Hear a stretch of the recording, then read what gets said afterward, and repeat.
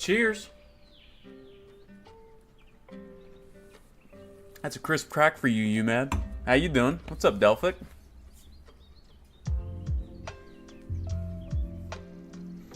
What's new, guys? It's been less than 24 hours. So much, could have happened in that time. You never know.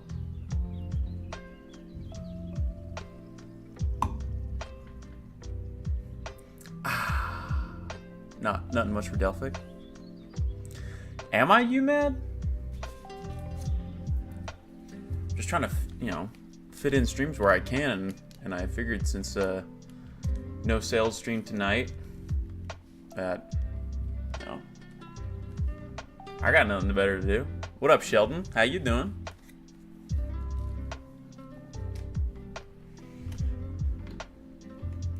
Only thing I wanted to do tonight was play some Leaf Green, because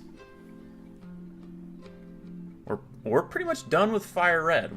I've pretty much milked Fire Red for all we need from it. The only things that I need from it now are leveling evolving Chansey into Blissey through friendship, and evolving Togepi into Togetic, and then breeding that Togetic into a Togepi. That's what I need to do. And that's not very fun to watch. Oh, and then grinding up levels on Dragonite and Larvitar.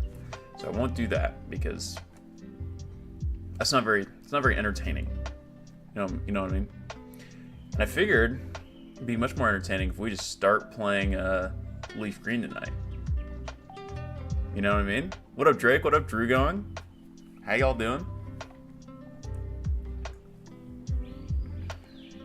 What up, Hugin?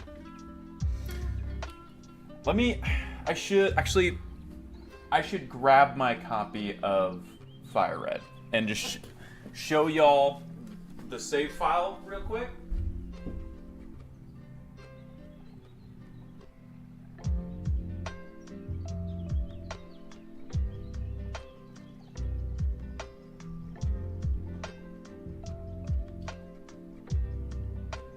Because after I finished my homework this morning, I just decided to, I dropped off some orders from the last sales stream we did, and play Freebird.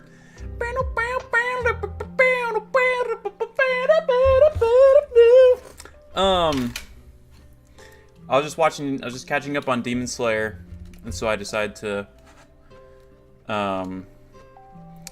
just do some grinding to get some of the mons we need.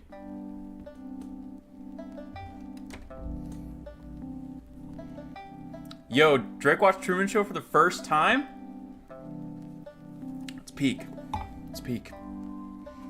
It's like, oh yeah, Jim Carrey can act, bro. You mad? You wanna know about the setup? You wanna know that all of this entire challenge is being done on OEM hardware?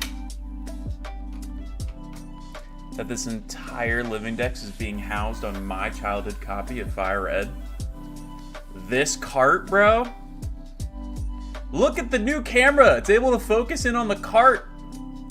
You can see all the hyper detail on the cart, bro. On this cart is being plugged into a GameCube Game Boy Advance player, which is then plugged into a GameCube, which is then plugged into a component to HDMI converter, which is then connected via HDMI to my capture card, which is then plugged into one of the display ports on my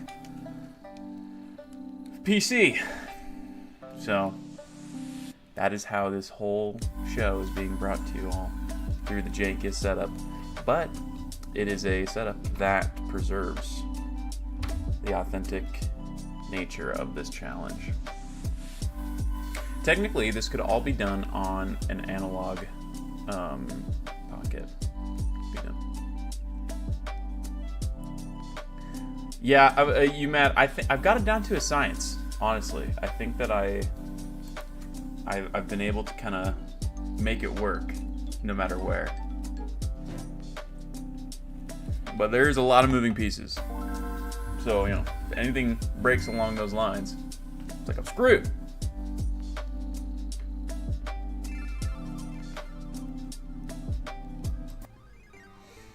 Necros, the plan is to start Leaf Green. Oh, you're asking about the beverage. We've got Dr. Pepper Cream Zero.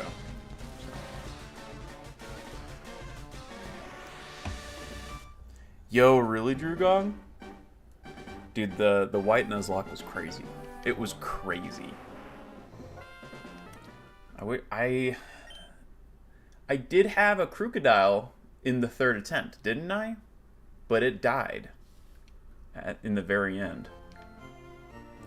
Yo, yeah, we're going to play some Leaf Green today, Necros, but I want to show you guys where we're at with the challenge. Hell yeah, Necros. Cairo was your guy. I love the Sandile IR.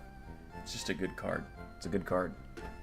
Okay, but let's boot up.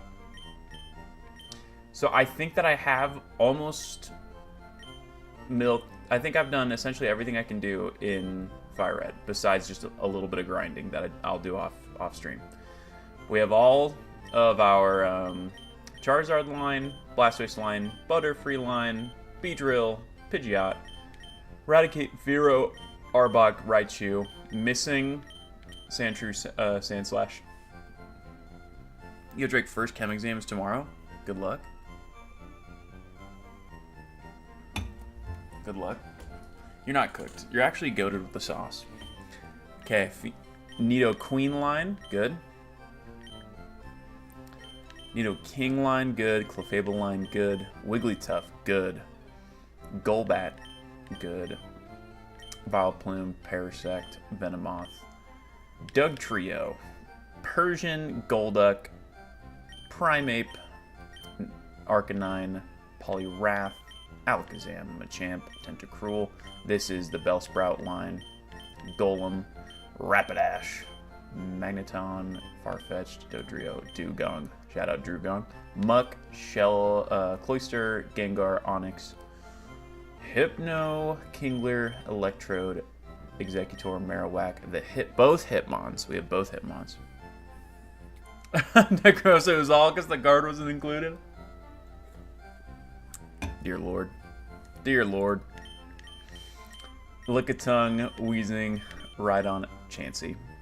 This is not the infamous Chansey, though. This is a Chansey I bred to get a dupe because I was not going to go catch another. This is our original Chansey. Tangela, Kangaskhan, Seadra, Seaking. This is Staryu with the Starmie. Sheldon, I don't know what we'll do Sunday. What I think we'll probably do is just do a round of Topgolf and then blow out early. Get home. You know what I mean? I believe this is Starmie, and then here I have Magmar and Pinsir missing. And this is for Ditto, and Ditto will be retrieved when all of its work is done. This is for Ammonite and Amistar, and we'll get those in the Leaf Green run. Just got to remember to get the Helix Fossil when we go through Mount Moon. Okay. Johto starters. I've got Sentret and Furret, Bugs, Crobat. Now let me see what these are. I need to double check that I can't get those in this game. Okay, that is... oh yeah, and this is Hoot Hoot and Noctowl, and those are available only in Emerald and or... what's it called? Yo, what up, Kevin?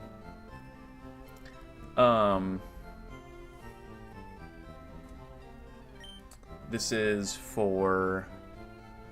yeah, so this is Hoot Hoot Noctowl, and I'll find those in the Safari Zone in... what's it called? Emerald. And I'm thinking our first Gen 3 run will be Emerald. I think we'll skip Ruby Sapphire and we'll go straight to Emerald. That way Emerald will be the master copy of Hoenn. I think that that's just a more efficient way to do the challenge. Uh-oh, Hugin has gone over to YouTube. Okay, this is... Yo, what up, Wormlax? Yo. The Raw's at 55, Sheldon? Yeah. Trainer Galleries.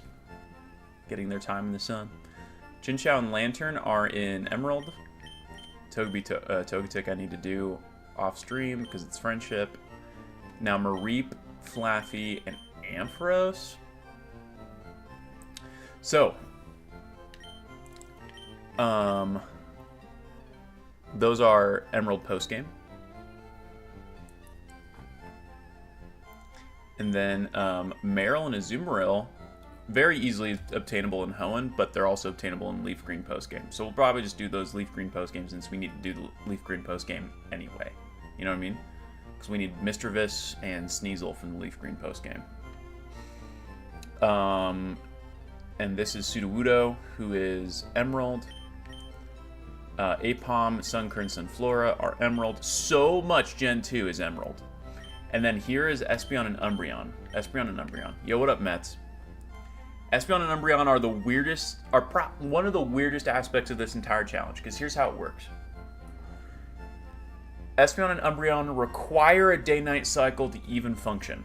And Fire Red and Leaf Green do not have a day-night cycle. So no matter how much friendship you give your Eevee, you cannot evolve your Eevee into Espeon or Umbreon in Fire Red or Leaf Green. It cannot be done. Straight up cannot be done. However, the game where you can evolve an Eevee into Espeon or Umbreon, you know, Ruby, Sapphire, Emerald, they do have day-night cycle, even though it's not visually shown off to the player. There is a day-night cycle because there's an internal clock. You can't get Eevee in that game. Any of the 3 games, you cannot get Eevee. There's no way to get Eevee. So in order to get Espeon or Umbreon without Coliseum or XD, you need to trade an Eevee from Fire Red Leaf Green to Ruby, Sapphire, Emerald, where its friendship is then reset, grind up its friendship all the way up to the top, and then evolve it into Umbreon or Espeon. That's what needs to be done. You need to do that. Isn't that crazy? That's crazy. Nope, wrong Bev. This is my Bev. So that will be done later. Yeah, could do XD all the way. I don't know, Hugin. I kind of want to do it because I think it'd be fun, you know? Deoxys or Mewtwo? Necros. I'm gonna say Mewtwo. Kevin, where did I leave off in XD? I don't even remember. I might just start over.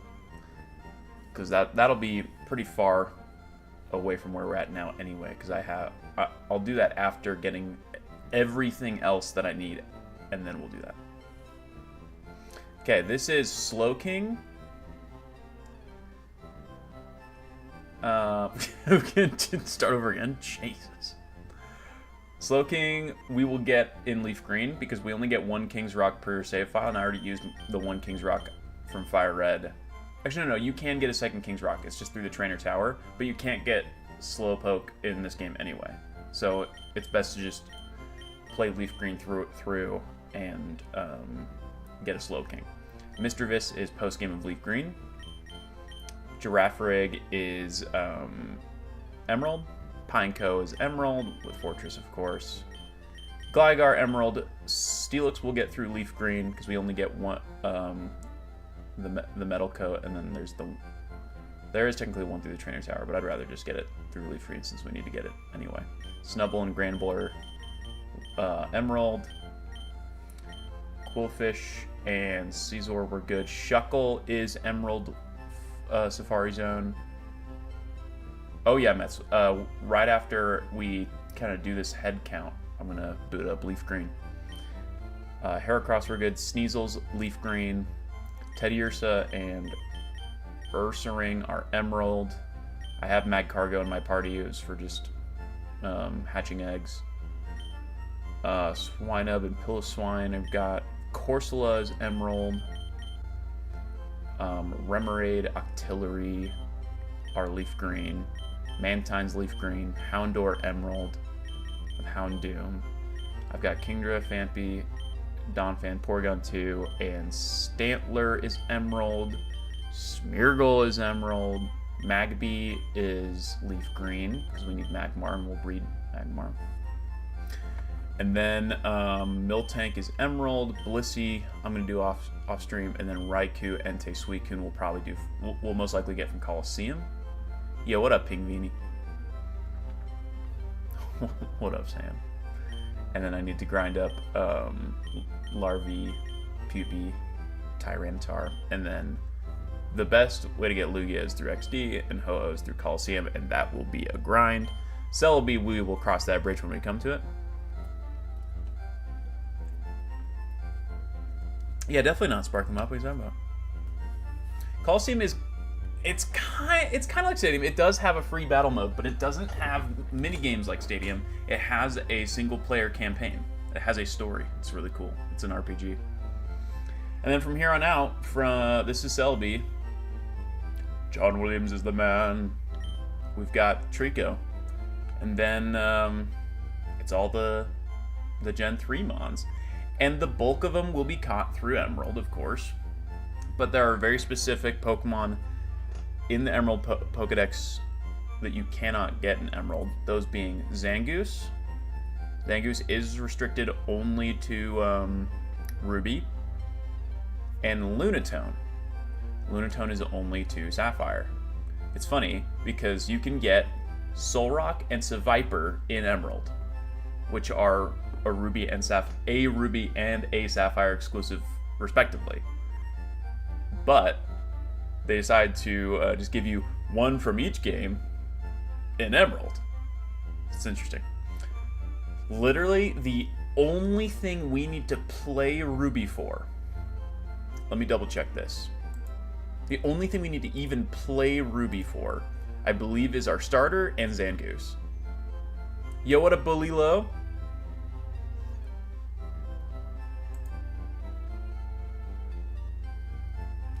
Let me double check. The unobtainable Mons in Emerald. Sparkling Mop, yeah, we will need to play Ruby and Sapphire for a Pokemon. Okay, so here are the Mons, the Gen 3 Mons unavailable in Emerald. They are as followed. Masquerain and Surskit, of course. Meditite and Medicham. Roselia, Zangoose, and Lunatone. Surskit and Masquerain are available in both Ruby and Sapphire. Meditite and Medicham are available in both Ruby and Sapphire. And Roselia is available in both Ruby and Sapphire. Which means we need to play Ruby only for our starter and a Zangoose. And we need to play Sapphire only for our starter and a Lunatone. That's it. That's the only reason to play those games, because we can get the legendaries in Emerald. We can get Kyogre and Groudon in Emerald. We can get all the Regis. We can get all those. We can get Latios and Latias. Actually, wait, no.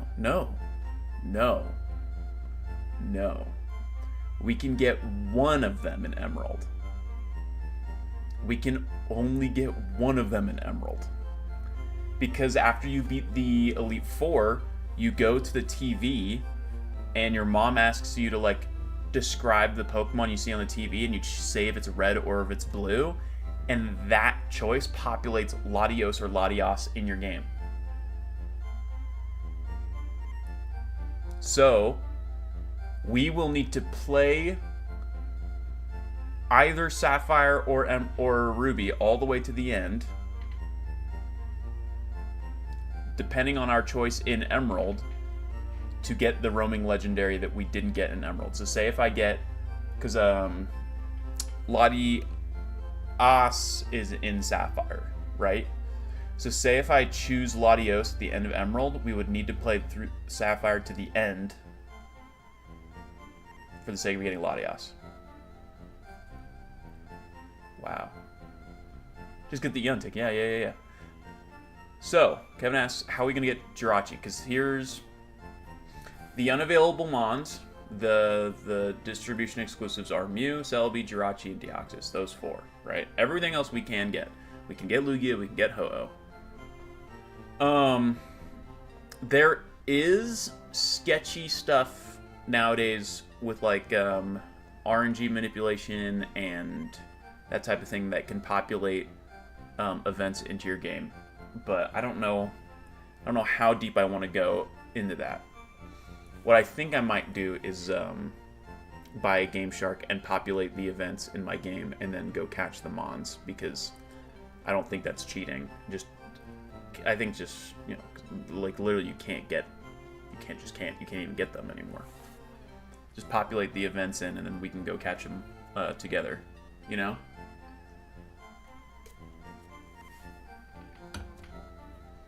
What do y'all think? What do y'all think? Yeah, dude, gotta buy the pre-order Coliseum disc for GameCube. Yeah, how much does that cost? Mets, I hope they do too. I think that they will. I think they will. They did that for the 20th.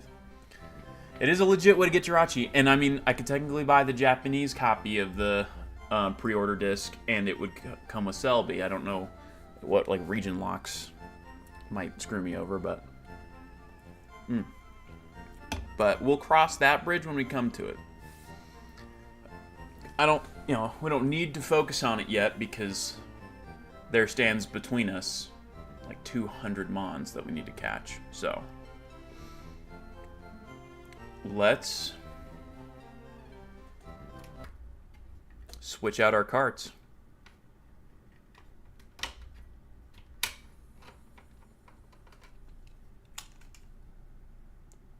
Fire Red is being put on hiatus. We will return to it since it's the master cartridge that we're keeping this entire challenge in. Oh yeah, we're getting Bulba. It's the only starter we need.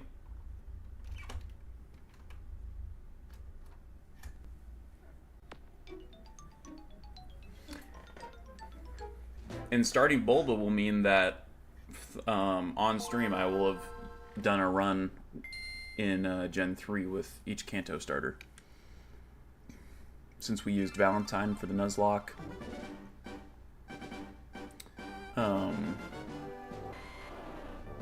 A Zard for Fire Red, and now a Venusaur for Leaf Green. Alright. New game? We ready, chat?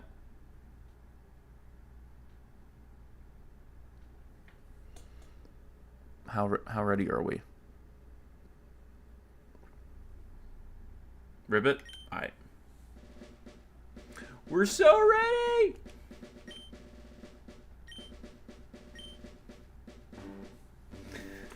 We're gonna be a grand hero.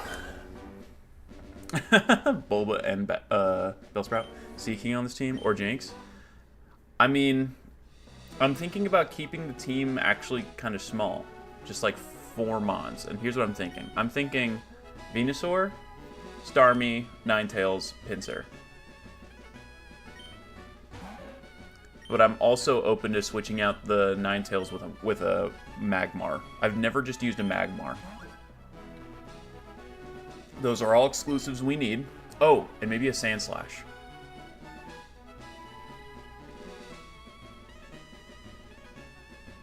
Just had Cheeky Jinx, you know, just for their kicks and giggles. Spark them up. We are starting Leaf Green. Alright, I am gonna have our name be the same for all of these. Just be Jarv. That way the OT is the same for the whole challenge. I think that'll look good. Jarv.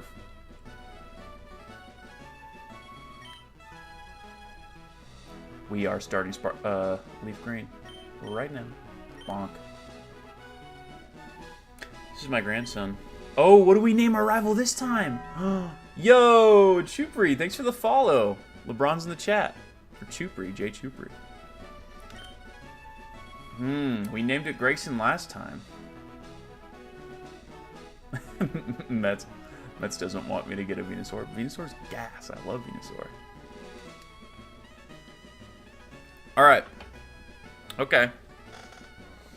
Someone in chat is going to be our rival.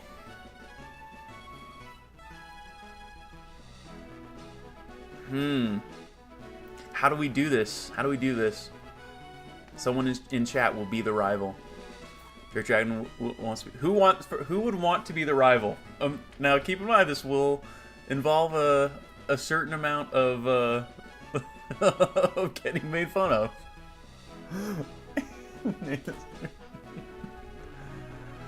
Ugh, I think Drake Dragon might need to be it. I think Drake Dragon might need to be my rival. The funniest thing though is, like, there's no we can't write Drake Dragon, so it's just Drake. So it's just our rival is actually just Drake, the musician. Yeah, man. I feel like I'm just playing Pokemon, man. You used to throw your Pokeball late night when you needed a living dex. This is our rival. Or was it Drake? Yes. Say Drake, I hear you like Pokemon. The Jersey emote still goes so hard, dude. Guys, I need to admit something to you all today. Today, while I was at this used video game, used movie store that I like to go to, I was dropping off orders from Tuesday night stream. I went to the place. Yo, we got a bot in chat. Hugin, we haven't gotten to ban a bot in forever. Get him out! Get out the bot! Bro, it's been forever.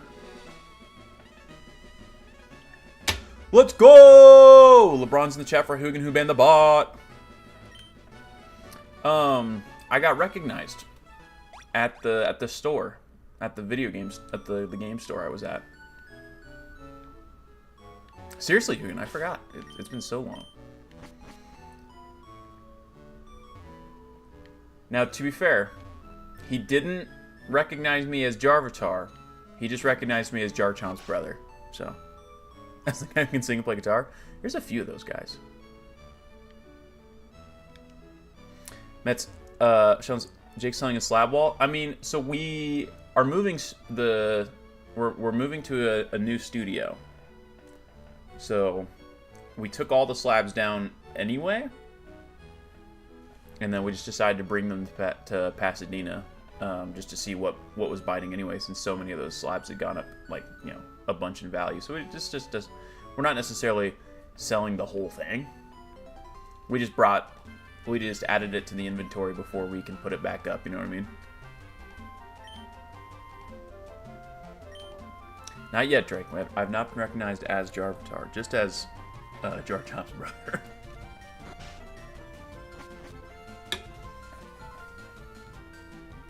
Exactly, Mets. Yeah. It's a hot market, so we're seeing what folks are needing right now. Thanks, Drake. Thanks, Drake. I promise I won't give you a nasty voice like we gave Grayson. Actually, what if I just, like, give you an absolute Chad voice? I think that'd be even funnier.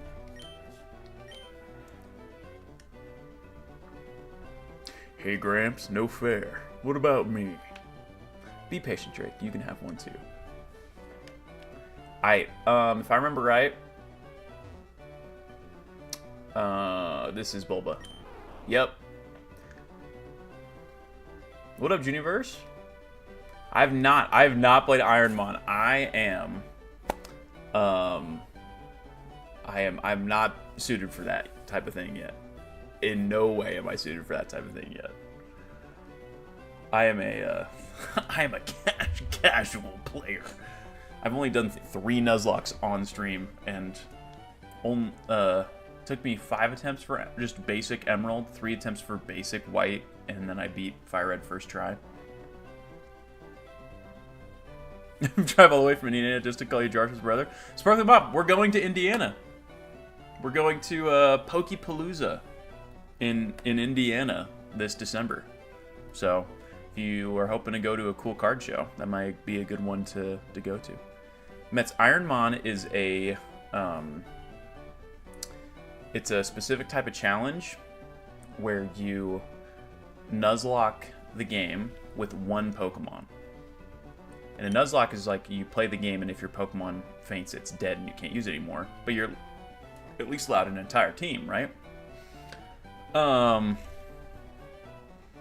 in Ironmon, you just use one Mon. So, yo, Wormwax, maybe. Pokepalooza, check it out.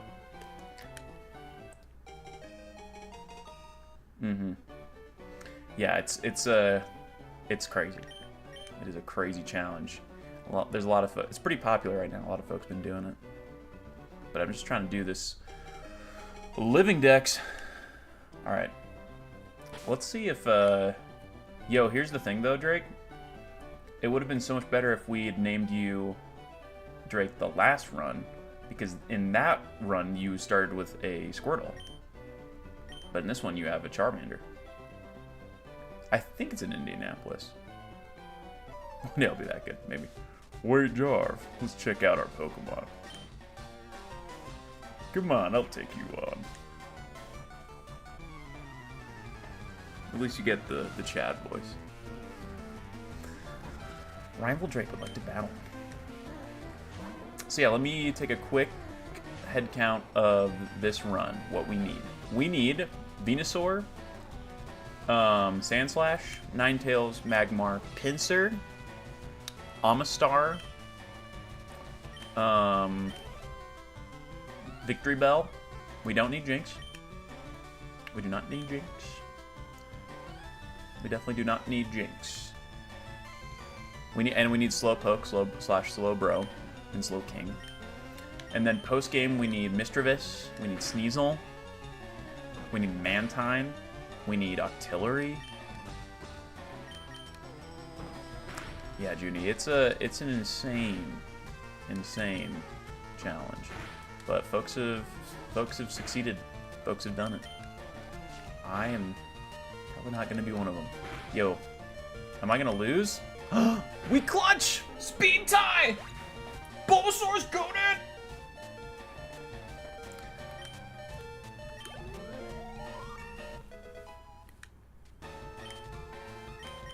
Oh, I can add a Mon to the living dex. Because we got Bulbasaur. But yeah, this will be a much quicker run. Because it's, you know, very specific Mons that we need. Very specific Mons.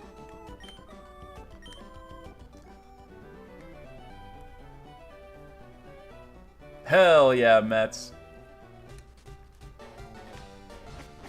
Up, I'll have to. There might be more than cards. There might also just be like general merch and like other cool stuff. Rash, so we have a plus special attack nature. That's good. Rash is minus special defense? I'm trying to remember. Alright. Nice, Bulba.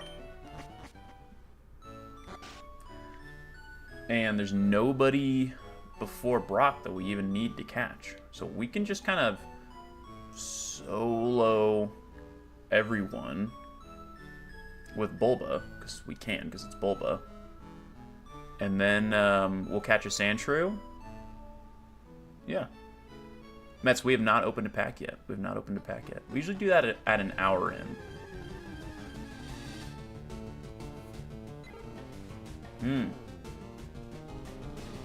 If Pokemon on YouTube asks if Leaf Green and Fire Red had an Emerald-like game combining the two, what would I name it? Well, it would have to be something blue, you know? It would have to be something blue related. Or something yellow, like a direct reimagining of yellow. So, I mean, it could be, Fire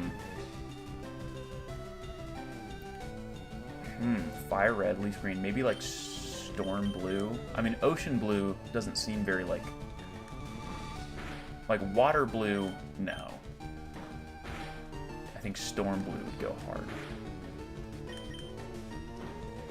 Lightning Yellow, I think, would be what I would do, Sheldon. lightning yellow would be sick. Sky blue.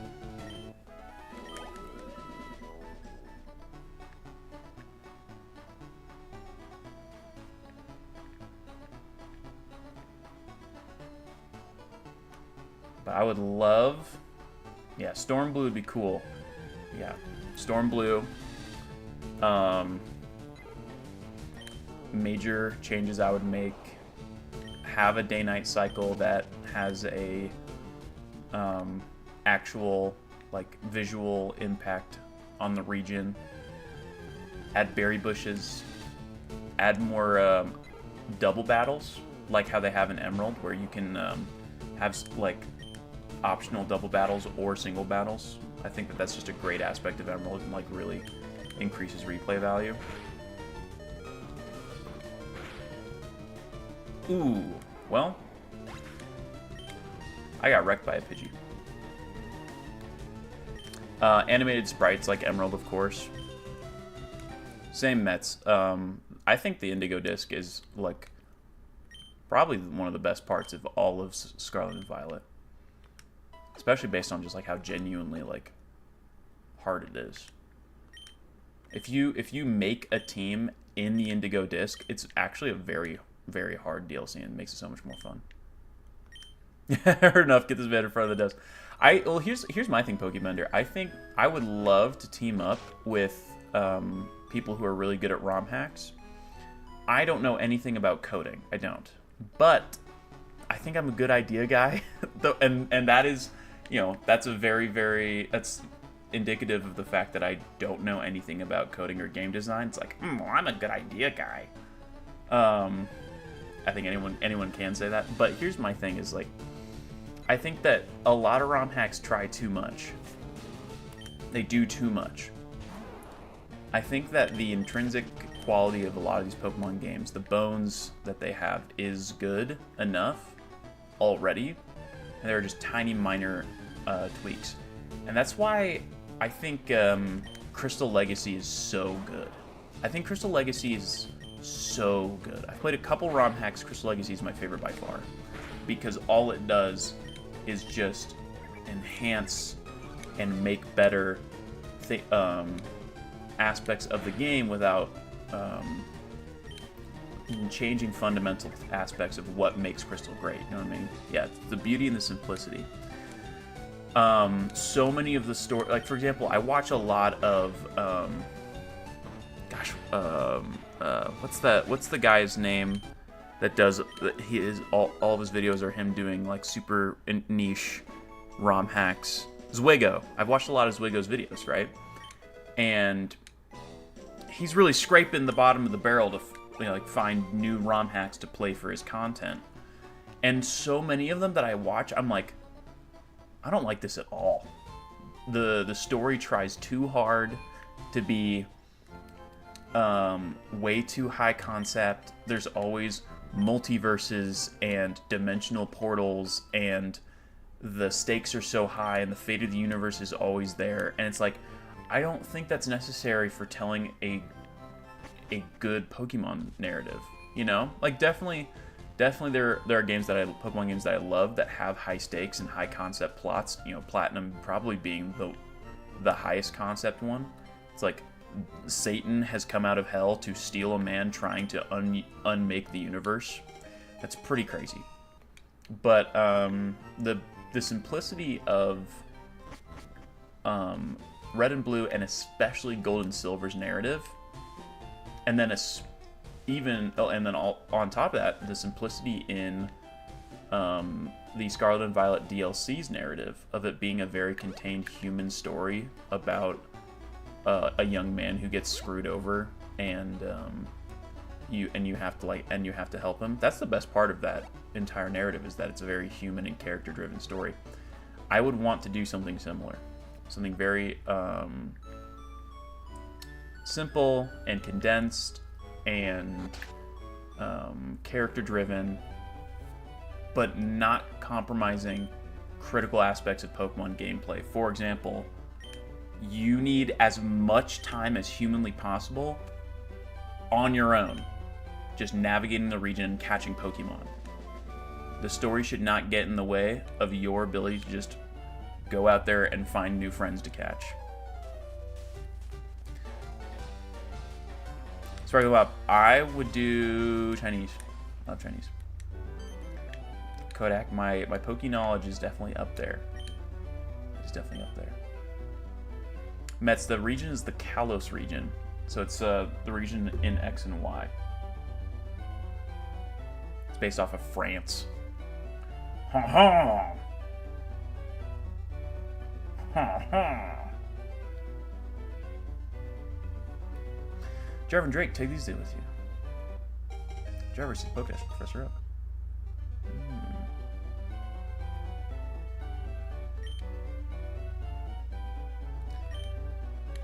Do I get to do more Drake sounds? Oh, Sparkling Bob? I said Chinese. Same here. Exactly, Pokemon. Exactly. When Pokemon leans too far into being a JRPG and not enough into being a monster collecting sandbox, like that's a balance. It's a balance that needs to be struck. You know what I mean? Have ChatGPT do all the coding. That would be crazy. Kodak, when I go to what is everybody's go-to Panda Express order? Who can know? You can give Aerodactyl Double Edge. Mets, I like Kalos. I like Kalos a lot. X and Y suffer from a few specific gameplay decisions, but I like X and Y a lot. And the Kalos region is really cool. It's really cool. True. Yeah, if you were to get Head Smash or Brave Bird, you'd actually make use of your stab. But my go-to Drake, I get chow mein with mushroom chicken and teriyaki. That's my go-to.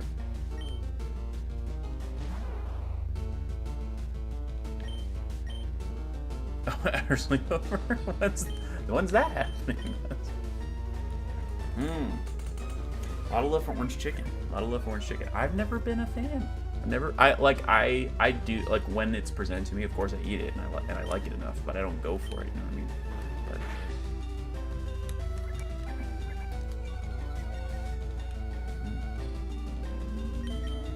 it's very reliable. I'll definitely give it that. But the mushroom chicken is so good at Panda Express. I'm a real Chinese person. This is true. I'm definitely not a real Chinese person.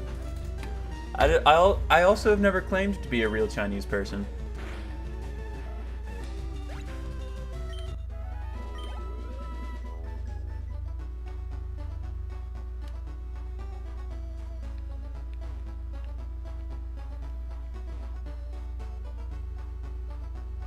Oh yeah, Mets. Oh yeah. If you can find like the local Chinese restaurant where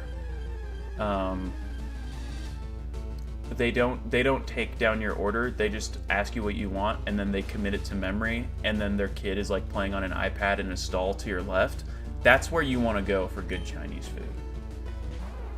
That is the place.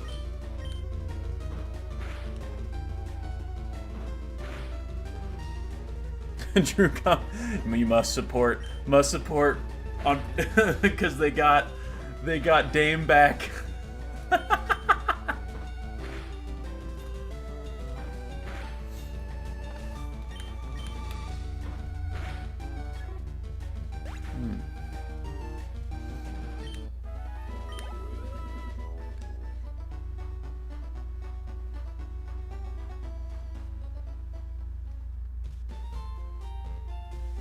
Exactly, Pokebender.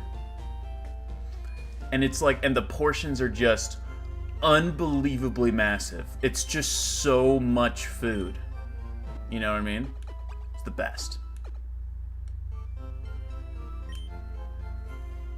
Yeah, I think I cried on your behalf, Drugong, when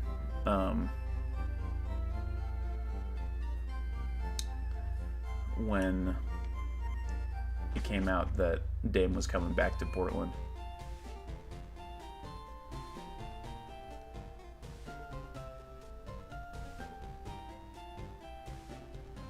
Yo, yeah, locally owned Chinese buffets. We had one in my hometown that we used to go to all the time. The Lin Q buffet. Whoa, it was so good.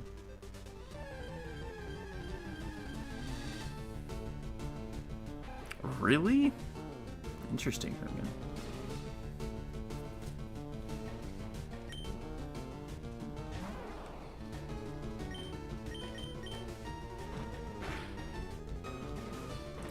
Yeah, I'm glad. That's interesting that was even on the table. Like, were you there for all of the Russ rumors that like Russell Westbrook was going to go to the Kings? I was hearing a little bit of buzz about that like a month ago or so, and I was like, what? Interesting. Shout out Sheldon.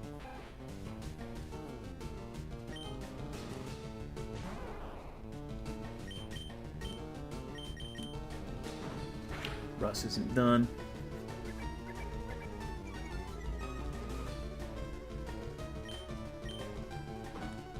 Well, Harden doesn't want to stick around anywhere, Drew Gong.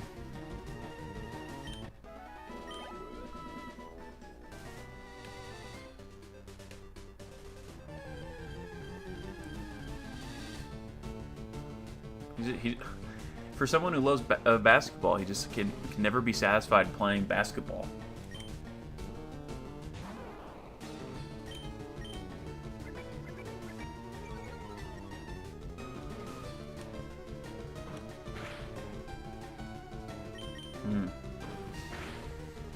I saw Harden play. Jake and I went to a game in March. It was Lakers v Clippers at the Staples Center. Crypto Arena. The Staples Center. Did they sparkly mop? Usually I watch on my TV. Mostly because I want to keep my phone free to do stuff. Which is really interesting when I watch... Again, and the only like real streams that I ever tune into is Grayson's. So I'll just have massive Grayson because I got this 65-inch TV in my living room now. Just huge low-res Grayson because his webcam's not big enough to broadcast for that big. Neither's mine.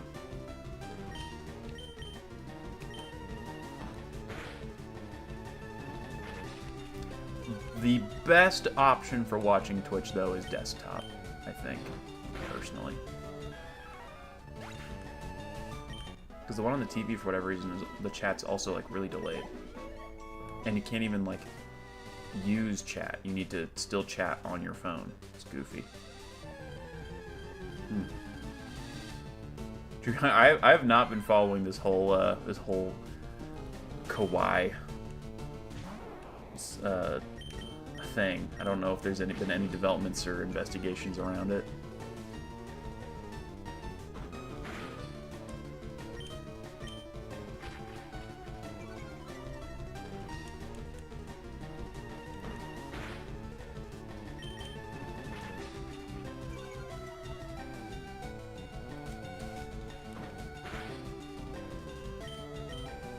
So Kawhi. Kawhi Leonard.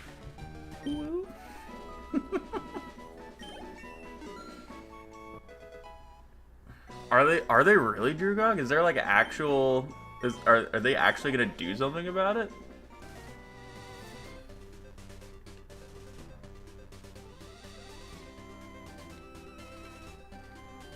Yeah, I mean, they wouldn't just, like, upend the entire team.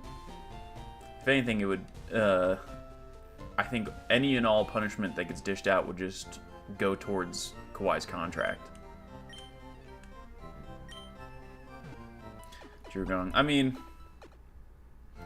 it's it all just comes back down to the money. Like, what is financially advantageous for them as far as like the actions they take. Yeah, exactly. Fine, first round picks, contract voided, and then everyone will move on with their lives. And Kawhi will still get a statue in Toronto.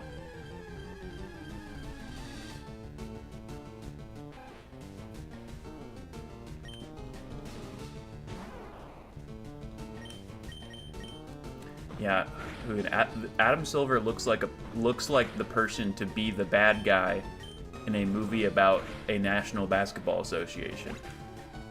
He looks like the bald supervillain that leads the evil corporation that runs basketball. What he especially looks like is a Mormon clergyman.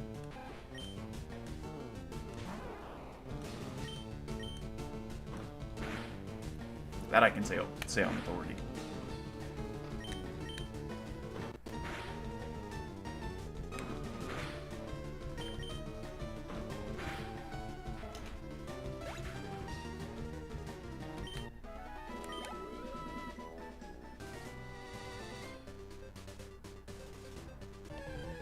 Wow, I feel so free not having to worry about catching every single mon I find.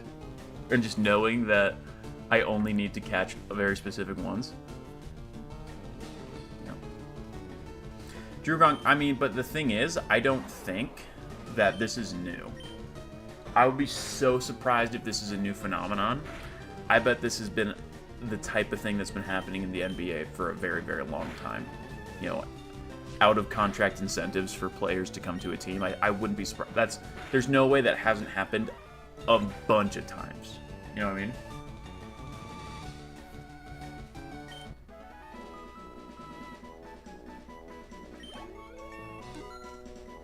Hugin, yeah.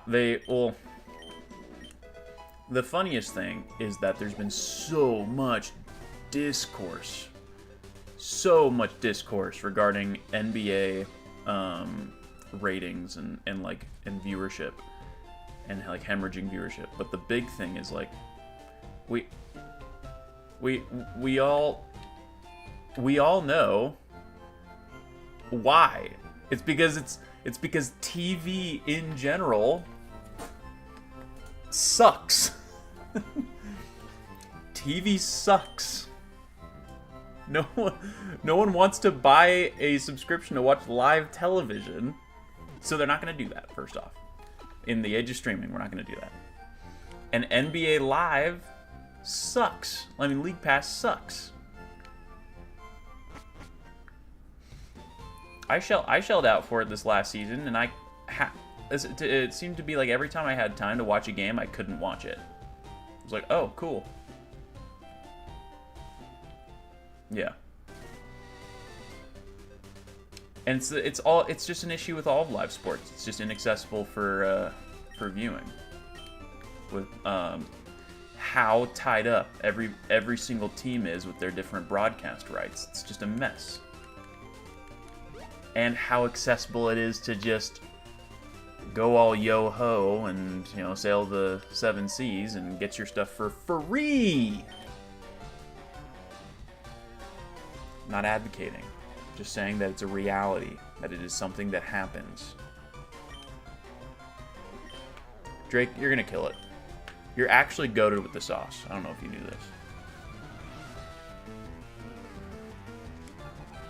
this. Hugin is advocating. Not necessarily advocating. Mets. I think baseball radio is peak. Baseball radio just ignites something in my tummy, you know?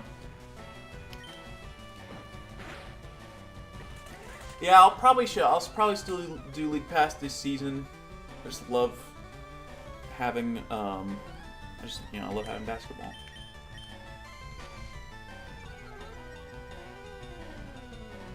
Your Cashway Silver. Yeah. We'll see. We'll see what I decide to do. I don't know for sure. I can tell you for sure is this Pidgey's going to destroy me because I have Insane Attack.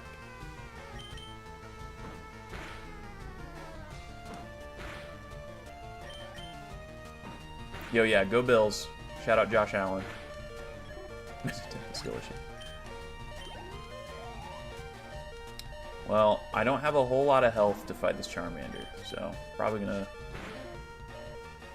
lose here. Do I got potions? Nope. Yeah, it's all good. Let's go! Kevin, you were once mistaken for Josh Allen at 2 a.m. at the Buffalo airport, top 3 months of your life? Bro. So one time at 2 a.m. at the Buffalo airport, I got mistaken for Kevin. And that was top 1 moment of my life.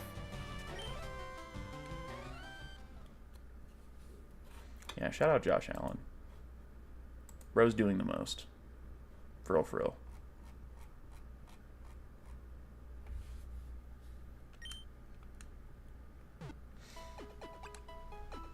Okay, guys. So, here's the dealio. Jake and I drive to, yeah, Pack O'Clock is near. Actually, yeah, well, we can rip that. Jake and I are driving to Phoenix tomorrow, and we are doing the Saturday of Front Row Card Show.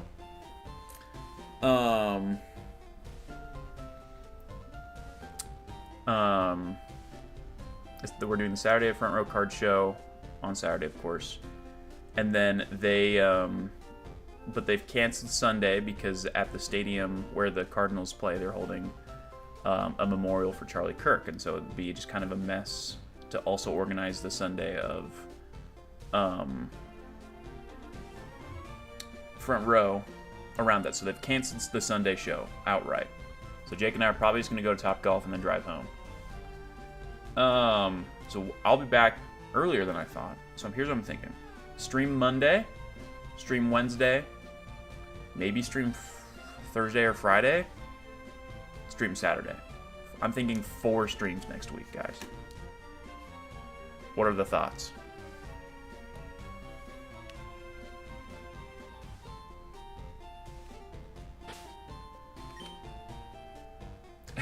I like. And Kevin, one of those will be fight night. One of those will be fight night. We will be hosting Fight Night 3. Yo, time to rip. Metz asks, what's a fight night? So, there's an application called Pokemon Showdown. It's not made by the Pokemon Company, but it is essentially an online battle sim that allows you to do Pokemon battles with people and do like online matchmaking and that type of thing. And you build all your teams just from scratch. You generate them through the through the application, and we can host tournaments on it. And so that's what we've done that twice now. Taylor won the first fight night, and Kevin won the second fight night. And so we'll be doing Fight Night 3. Hugin, yeah, I think we will still do monotype teams.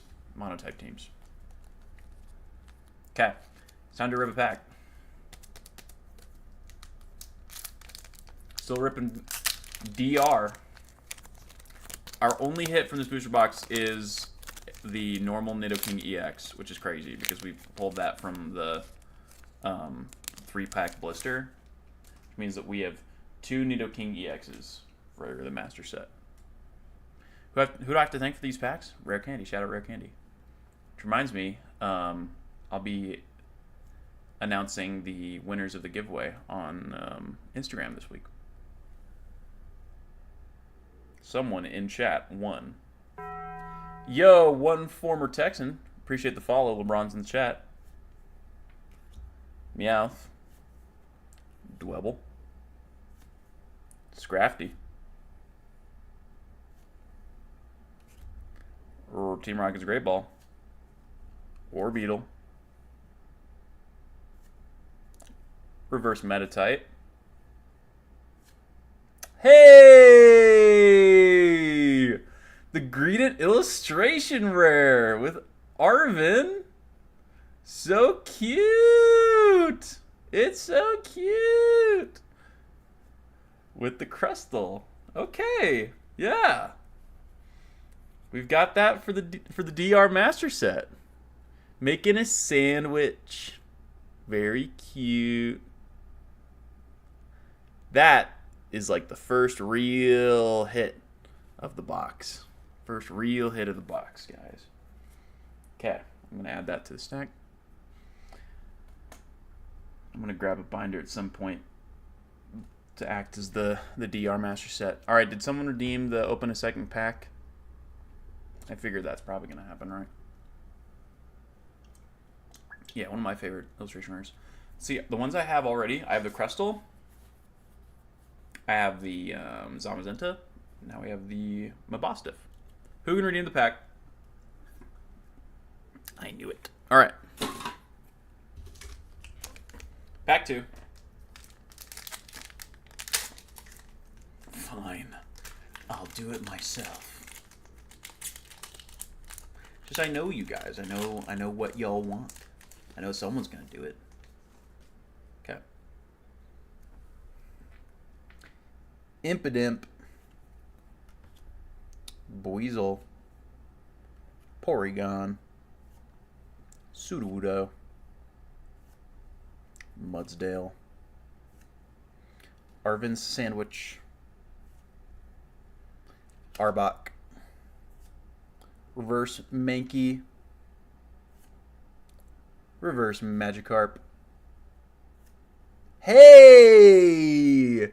Full art Persian. Whoa, 2 hits, guys. Look at that. Look at that. That's huge. That's the full arts from DRs are hot. They are hot, actually. Hot hands, Jarv. Drew wants to ring the LeBrons, bro. We gotta ring the LeBrons real quick.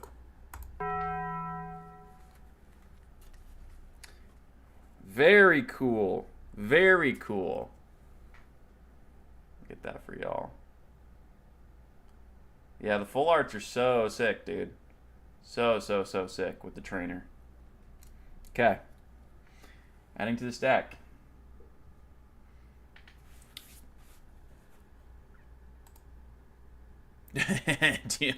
Want that gabagool? Giovanni watched The Sopranos. Bubba shot.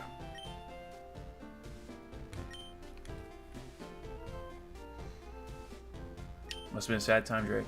Yeah, pre-LeBron's era. There were months where we streamed on this channel without any LeBrons. Kevin, not yet. I'm planning on giving them away in Phoenix. I'm gonna try and find someone with a 151 Master Set. These are them. I'm gonna give them away.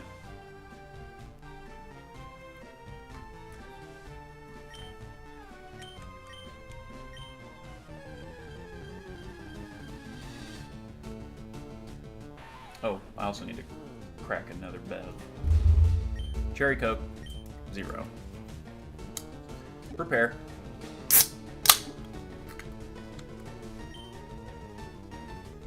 Seriously, Drew, going 2 SIRs out of 10 packs blows my freaking mind. Cheers. Cheers, Drake.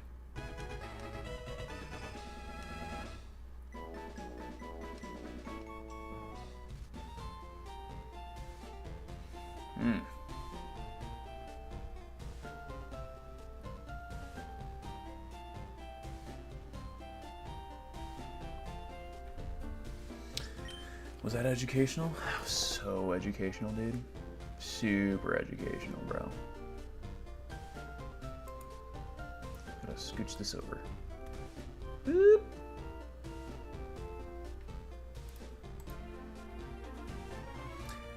Yo, what up, Cali Beatdown? Welcome back. Yo, Nick Nell. You scored 4 tables? Shoot! For those who don't know, Nick Nell is out of Phoenix. We met him in the last time we went to Phoenix Front Row. And he does these huge metal Pokemon cards. It's pretty sweet, dude.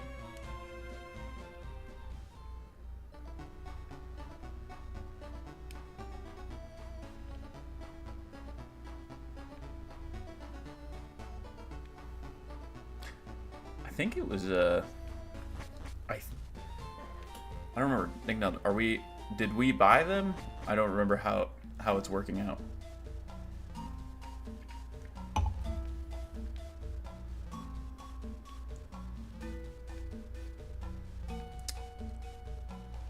Just a gift. Nick Nell, you're the GOAT. You are the GOAT.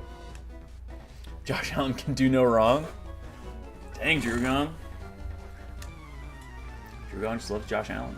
Drew Gong, who are your teams? Are your teams Mariners, Trailblazers? No, I mean, is your baseball team the Mariners? Sounds good, Nick Nell.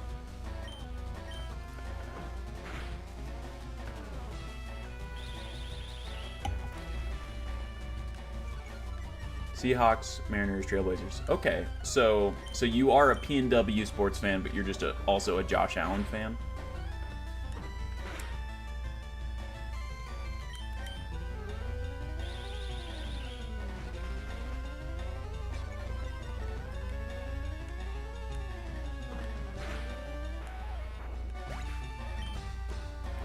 If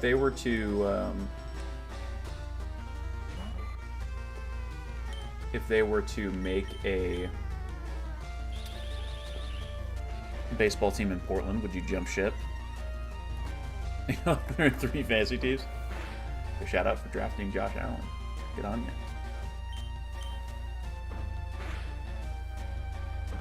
And rip to anyone who drafted Joe Burrow. They're like, yeah, dude, best in the preseason.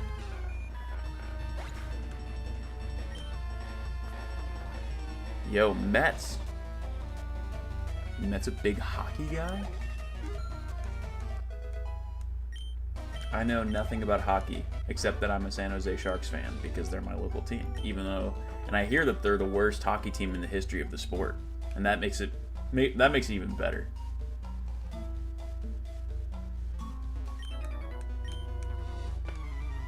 But they do have really cool jerseys, and at some point I will buy a San Jose Sharks jersey. I heard that too, Drake. Florida just has great hockey teams for whatever reason.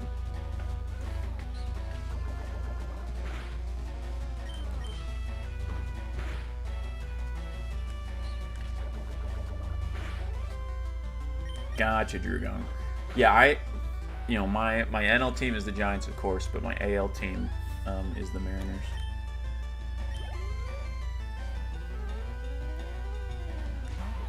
That's one thing. Well, that's one thing that people have asked me, Drew, on because since the A's have been playing in Sacramento, if like I'll be an A's fan because I'm actually from like right outside Sacramento. That's where my entire time growing up was right outside Sacramento, and I've been to that stadium a billion times because the River Cats were were a minor league team that we would go watch games and like. Specific baseball tournaments that like my brother played in were held at that stadium, so like it was really cool.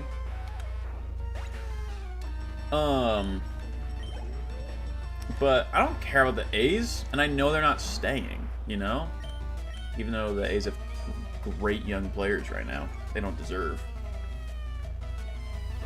The ownership doesn't deserve. Like, no, I'm not jumping ship just because a team moved closer, but will be moving out sometime in the near future.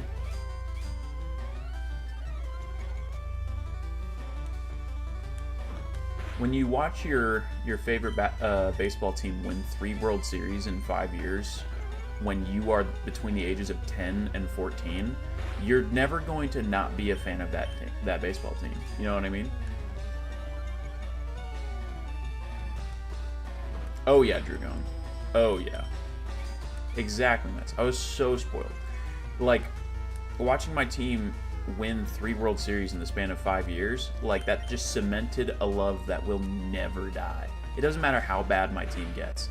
And more importantly, how mid my team gets. My team is so mid right now. Doesn't matter how mid they are, I'm always going to support them because how, like, impactful that experience was for me. Yo, Ken Griffey Jr., best swing in all baseball.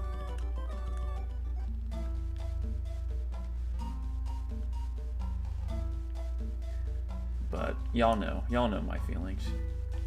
We're in rebuild. I think we're doing. I trust Posey too. I do, and I think it took a sec for it to really materialize, but Rafael Devers, we definitely won that trade.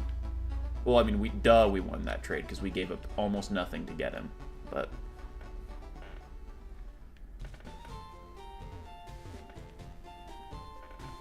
Dang, Kevin. I need to get a. Here's my thing. I need to get a jersey, but I need the player on that on that Sharks jersey to be one, good enough that it's like a good jersey to own, but two, not the best person because then I just look like a fake fan. I am a fake fan, but I don't want to look like a fake fan. That's why I don't want a Posey jersey. I will at some point be getting like a really nice cream Giants jersey. I need a deep enough cut. I need a deep enough cut so it looks like I know ball or puck. I know puck. My Giants jersey, I think I'm gonna get a Tim Lincecum jersey because a guy with a Tim Lincecum jersey knows ball. You know what I mean?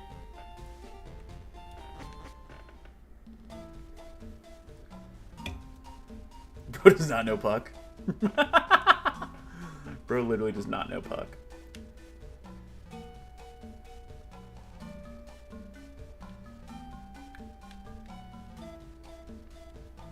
That's why it's like, sure, am I just an absolute shill for LeBron James? Yes. But I'm not going to get a LeBron James jersey because then it looks like I don't know ball.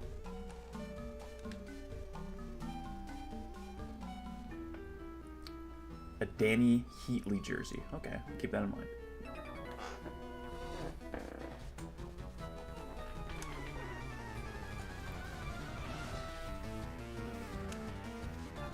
Met says Joe Thornton or Patrick Marleau.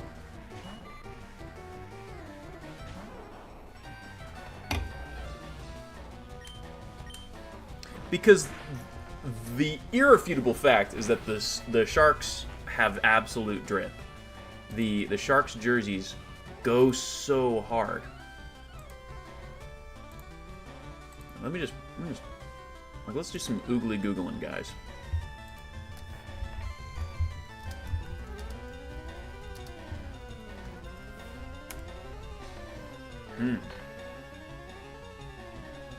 Gosh, they're so nice. And I would want this logo, definitely the blue. Yeah, the coolest team name in all sports. They're just Sharks. Sharks are cool. You know what I mean? Bro ever closes tabs? I gotta keep them open for your sake, Drake.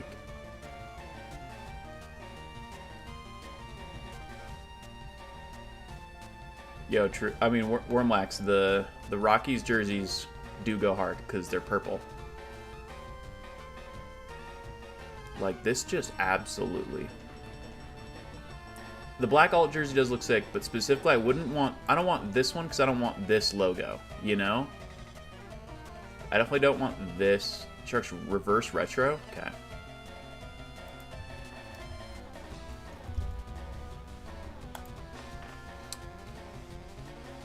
With the yellow?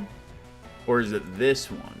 This one is absolute heat, bro. Is this the one we mean, or is this the one you want? Because this is too loud for me. This is too yellow. But this is nasty. This is so good. Hockey jerseys are just tight, bro. But I definitely just want a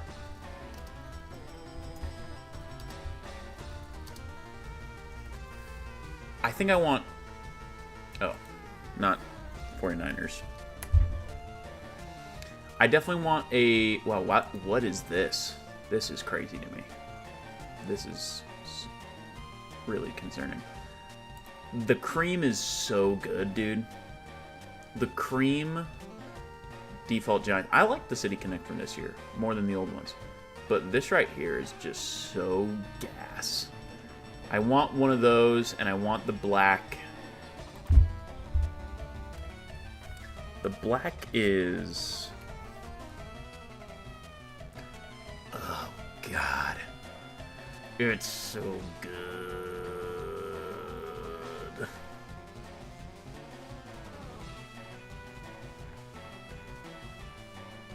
Wow. This is peak. Oh, I didn't even realize what I said. And then, for basketball... Here's the thing. I was, like, so close to pulling the trigger on a De'Aaron Fox jersey. Really glad that I didn't. Really glad that I didn't. See, Necros, like a Posey jersey is gas, but a Crawford jersey, that's someone who knows ball. Like a Matt Cain jersey, that guy knows ball.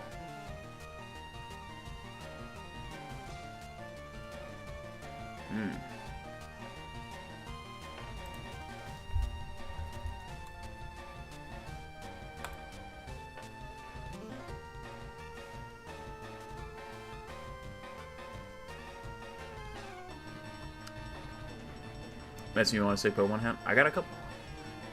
I wish that friggin' Frank was making it easier to get them. We're literally like here, like, hey Frank, sell us your hats.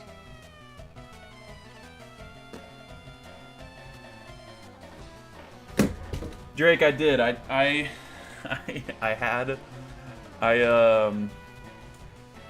had 2 tickets to a band I love and a hotel room and a person who wanted to go with me. And it would have been awesome. It would have been fun, and it would have been interesting. But I knew that this was like my time to seize the moment, you know? That I needed to do this right now. So, yeah, I chose Pokemon over girls. I did. I chose Pokemon over girls.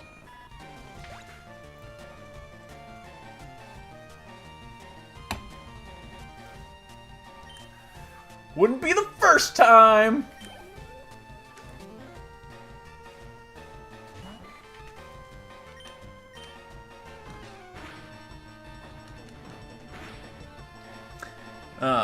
But I felt bad. I felt really bad.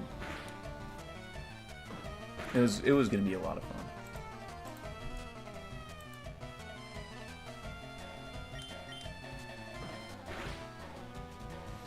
Family comes first, especially when, you know, family is offering you the opportunity of a lifetime to do something you've always wanted to do, you know? I've been choosing Pokemon over girls my whole life, I just didn't know it. Same.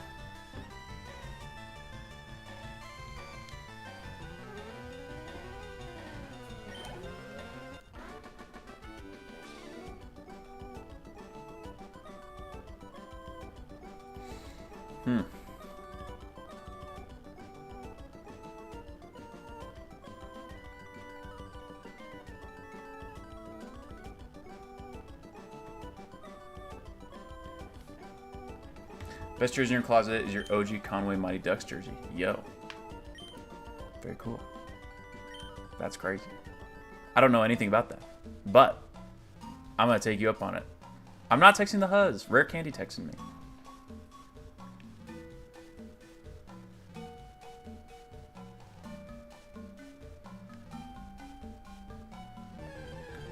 I'm not. Not texting the Poke-Huz.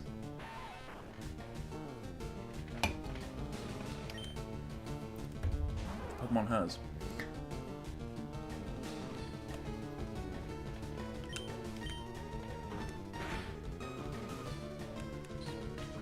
Trust, bro. Trust.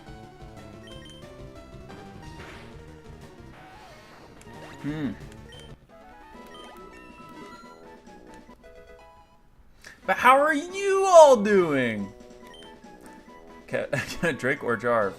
Please define Huzz for this chopped man. I think that Huzz is literally just like a slowly evolving hose. Because I think that like hose has lost meaning. You know what I mean? As it for so long it's just been used in a casual way that its, you know, very offensive origins have essentially been left to the wayside. And so I think that Huzz is an effort to kind of claim the word with while also, and like you being able to use it for its new age purpose of just referring to, like, you know, girls you're trying to pursue, without having to bring along the negative connotations of the word hose. Yeah. Relax. Don't worry. I also feel old because I don't say Huzz in casual conversation. I usually say it ironically, especially when interacting with people as young as Drake. Drake. I think the craziest thing is that while Drake is one of the youngest people in chat, probably the youngest person in chat right now.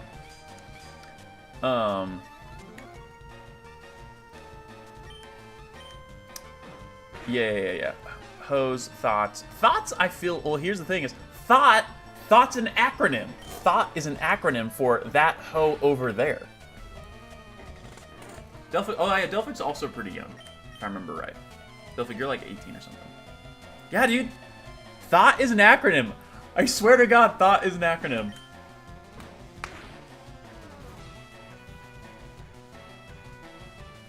Yeah, bro. Yeah, bro. Read it!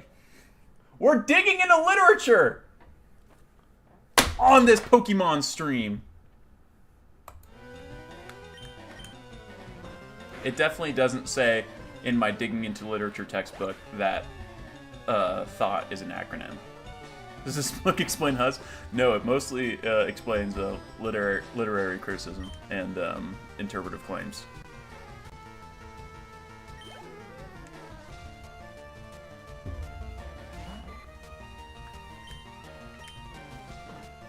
Here's the thing that I'm actually very curious about. If I remember right, like, the overwhelming majority of the folks that view stream are dudes. Is there anyone in chat right now who isn't a dude? I know that Fabled isn't a dude. Sparkly Mop's not a dude. Sparkly Mop's is probably still here, right? Kelly Beatdown! Welcome! I hope that, you know, the overwhelming male energy of the stream is not too much at any point.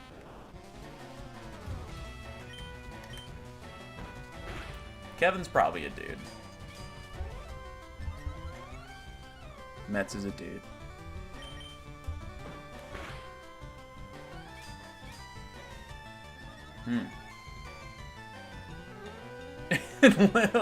Lamb sauce. Wait, lamb sauce is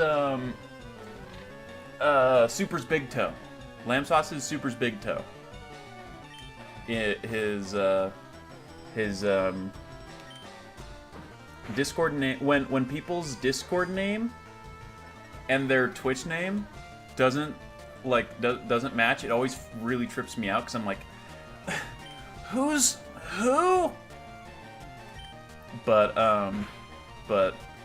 Big Toe is lamb sauce in Discord, and his profile picture is just Jenna Ortega. And I remember like asking him about it, and he was like, well, she's hot. And I was like, well, okay, fair enough.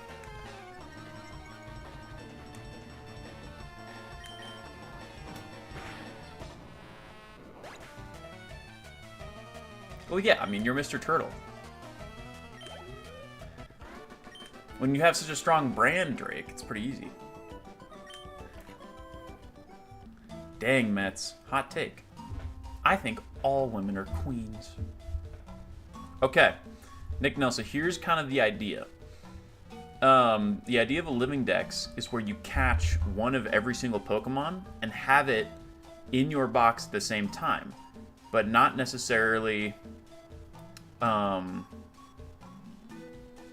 not necessarily like filling out your Pokedex like this, but having one of every single in the evolutionary line in your box at the same time. So like, let me like shoot you over to my thing. Yo, Wolf Legend, thanks for the follow. LeBron's in the chat for Wolf Legend. So here's kind of like what we are trying to accomplish is having all of our boxes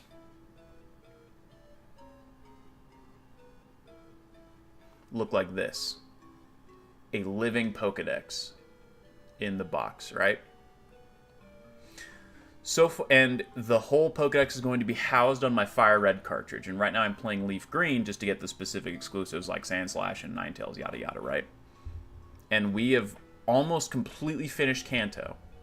Kanto is almost 100% done, which is crazy. We just need some specific exclusives. This is Box Pokey. And so,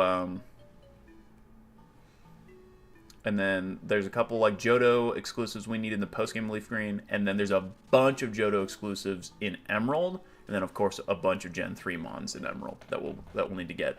But then we'll need to also play Ruby and Sapphire for a couple of exclusives, and also Coliseum and XD for some legendaries. There's so much Pokemon to be played. I love playing Pokemon. Let's go. Let's do it.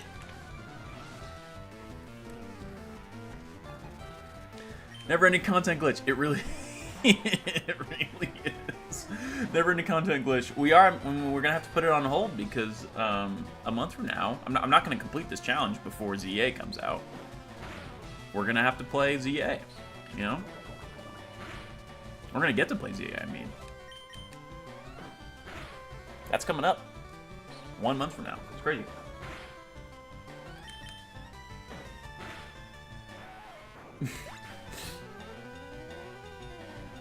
That's the idea, Drake. You gotta catch them all, dude.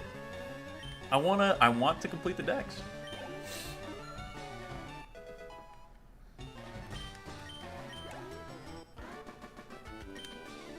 And I want to do it on OEM hardware, bro. No emulators here, bro. Just my rootin', tootin', computin' cartridge. Wow, I love how everyone in chat all agreed to use the spinning LeBron's emote. It looks so neat. It looks so uniform.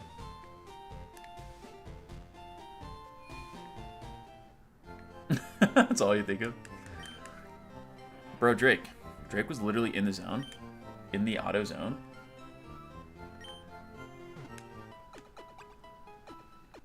Oh. I'll try spinning. That's a good trick. That was wizard, Annie. Guys, I watched like an hour of this YouTuber Sheev Talks, who I don't know if I like their content enough because I have to be super careful about Star Wars content creators because I don't know who's racist and who's not. But he, you know, the title and the thumbnail really grabbed me. It was just like, and it's just the idea that Star Wars: The Clone Wars doesn't hold up as well as we all like to think it does. And here's the thing: is that secretly I've always kind of agreed that there are isolated Star Wars: The Clone Wars arcs that are the best Star Wars content available to consume, but that there's actually so much Star Wars: The Clone Wars content that is actually just nearly unbearable to watch and terrible. And I watched a lot of that video. I would love to open a dialogue to those who have watched Star Wars: The Clone Wars. Who's it, Matt? Who's it, Matt? As long as it's not that, what's that one guy? Yo, Justin there! Oh my gosh, it's Justin there! Welcome to stream.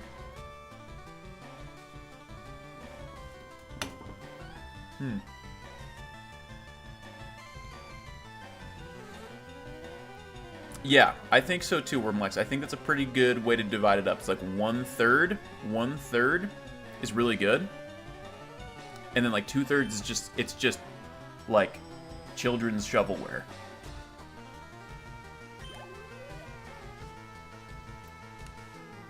Kevin, are we like the same age? I'm trying to remember. Meta Nerds lore. I'll look it up, Mets. Look it up. I'll look it up. Hmm.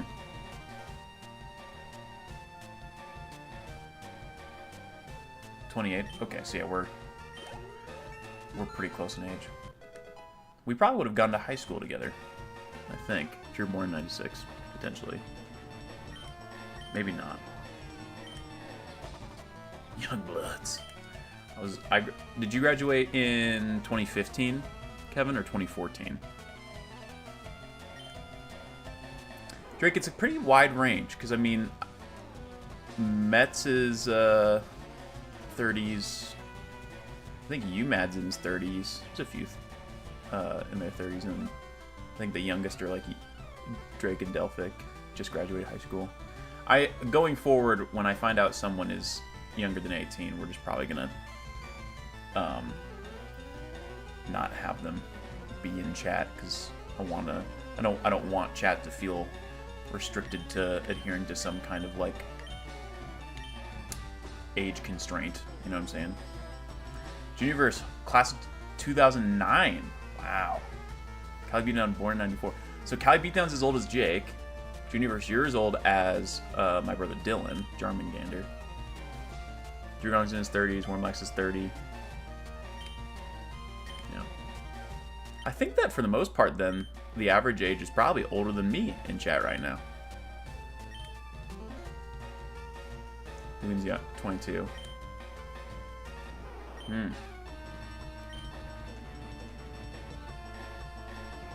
Justin there. Justin there, I hope you know that I packaged up your order from Tuesday really well. I got you, bro.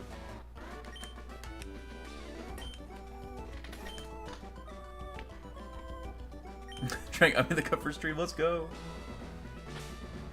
Yeah, well, it's just like, I don't know. Sure, we definitely need to be, you know, like, I think we've done a great job in the last few streams of having a good time without being too crazy and, you know, gooberish like we have been in the past. It's like like a needle to thread. You know what I mean? Oh geez, Kevin. Corporatar's happy without being zigzagoons. Yeah, it's like we need, you know, we need to have a good time, but I also, especially if we're gonna be getting like sponsorships and that kind of thing, like, you gotta keep a lid on it, you know what I mean? Just had a couple of Celeste jelly bear. But I mean, like, the overall volume is better, right? Wow, you really can just walk through this game with Bulbasaur blind. Great. Which was catchphrase? Well, I mean, the Lieutenant Surge moments, that's fine. I can impersonate Lieutenant Surge all day. Hey, baby.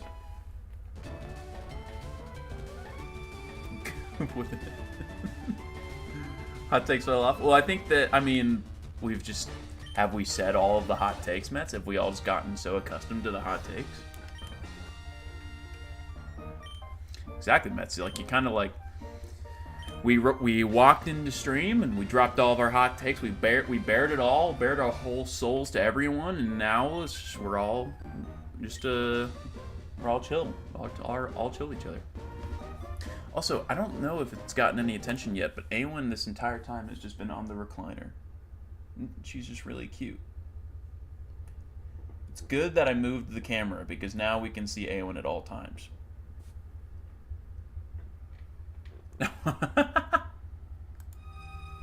She's just chilling. She always just be chilling. Also, Bulbasaur is going to evolve.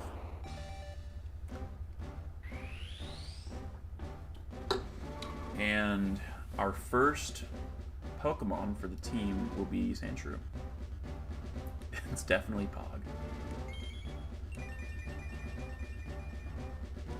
+1 dex. Boop.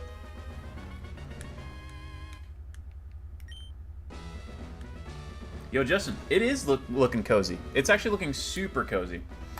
Especially, Justin, did you ever stop by stream back when I was at my old place? My old place, it was like a broom closet because it was literally student housing.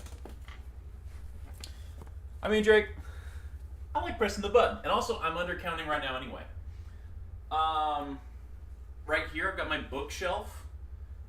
And I need to fill it up with books. But luckily, I'm a Barnes & Noble premium member, so I'm going to fill it up with good books.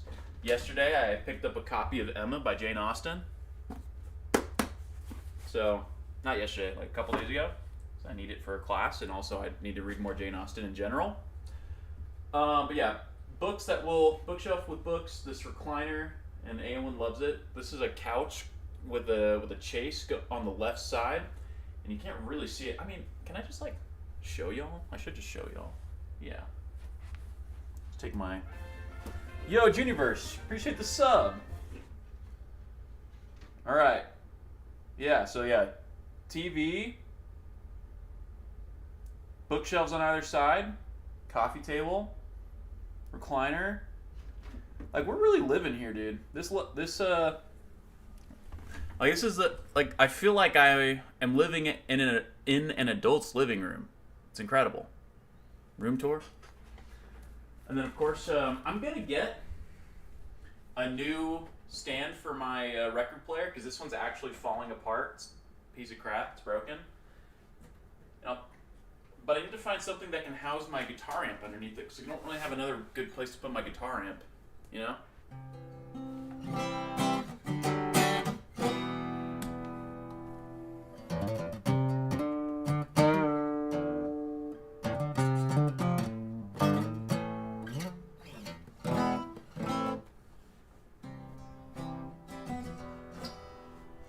I just kind of got the random urge to play my guitar, but I did. Yeah, this is my map of Middle Earth. If it was any indication that I'm a huge Lord of the Rings fan, that my cat's name is Aowen, you know. Do I have a ceiling fan? No, I have a boob light in here. Ceiling fan in my bedroom, though. It's a boob light. That's what everyone calls it, right?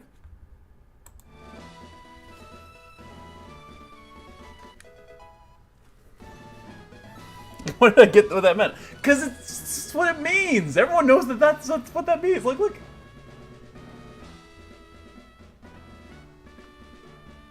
That's what that is. There goes the sponsorships. Banana loaf!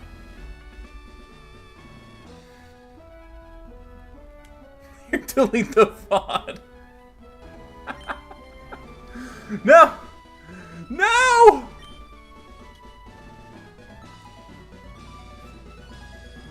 Exactly.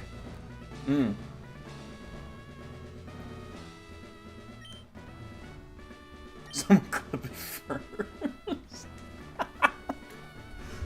Ugh. What was on the table? I have 2 empty cans of soda, my Game Boy Advance, the bag from the video game store that I went to, an empty cup that I had my protein shake in, a candle, a game guide to Cyberpunk 2077, and a book filled with ocean photography. Aowen finally moved. There was so much excitement that she wanted to come hang out. Also, what up, Summers? What's in the bag? Nothing right now. It was, you know what I got yesterday? Let me show you what I got. This whole disposable income thing is really bad for me, guys.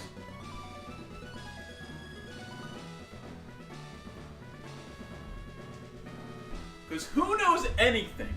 Who knows anything about this?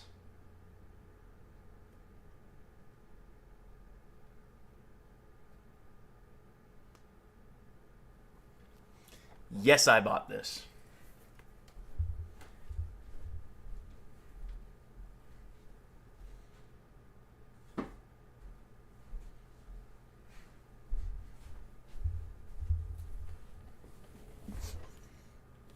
Oh my god, no one knows what that is? That is a box set of the Spider-Man 1967 cartoon. You know, every single of those like low-res Spider-Man memes, that's that show. Let me show you. The Spider-Man pointing at each other, that's the show.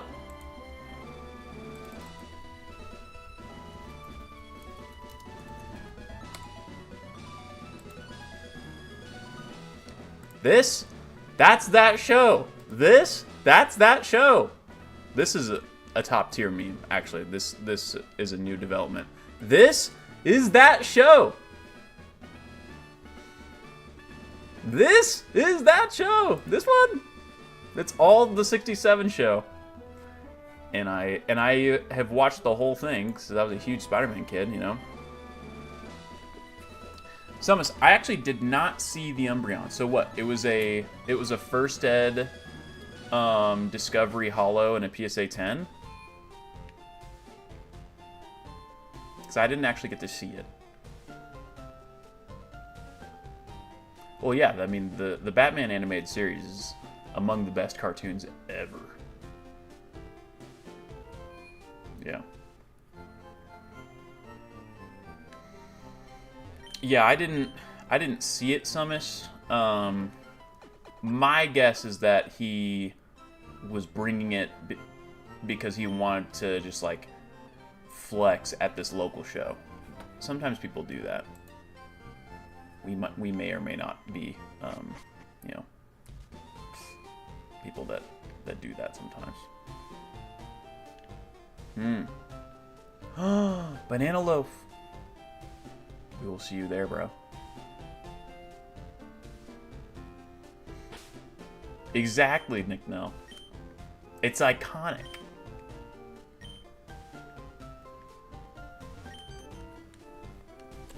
Sheldon's been making dinner this whole time.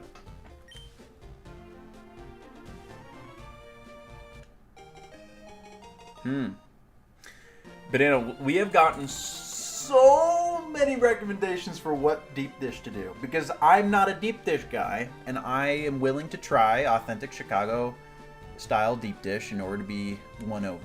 I am willing to try it. Never done it though. That's MTG needs to reset too many IPs. I mean, but they don't. Longtime fans of this series want them to reset, but Hasbro doesn't. I read a stat recently that Wizards was the only company under Hasbro's umbrella that turned a profit last year. And not just a small profit. They made bank off of Wizards last year. They have zero incentive to change anything about what they're doing. In fact, they have every financial incentive to just keep doing it, you know? Yo, Nick, no. Wait, it's releasing the same night? That's crazy. Sheldon, we actually did. We actually did. 2 hits in both packs. We got 2, we opened 2 packs. I got the full art Team Rocket's Persian.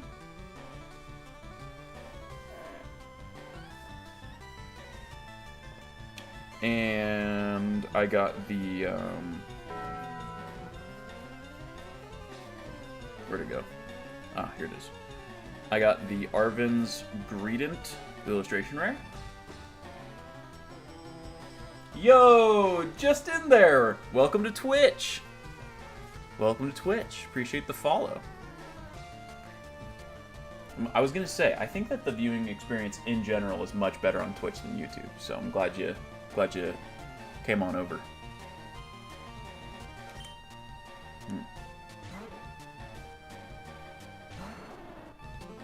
No, I know what you mean, Mets. It's the Fortnite-ification of MTG, you know.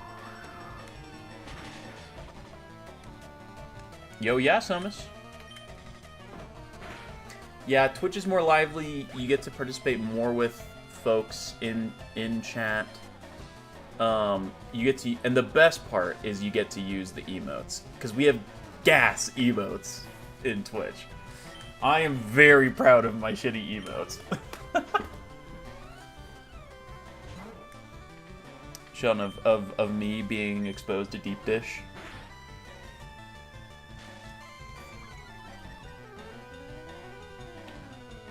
Drake, I was wondering if that would be the move, because and first off, I need to decide when I'm gonna start that. A deep dish dive vlog, deep dish dive, and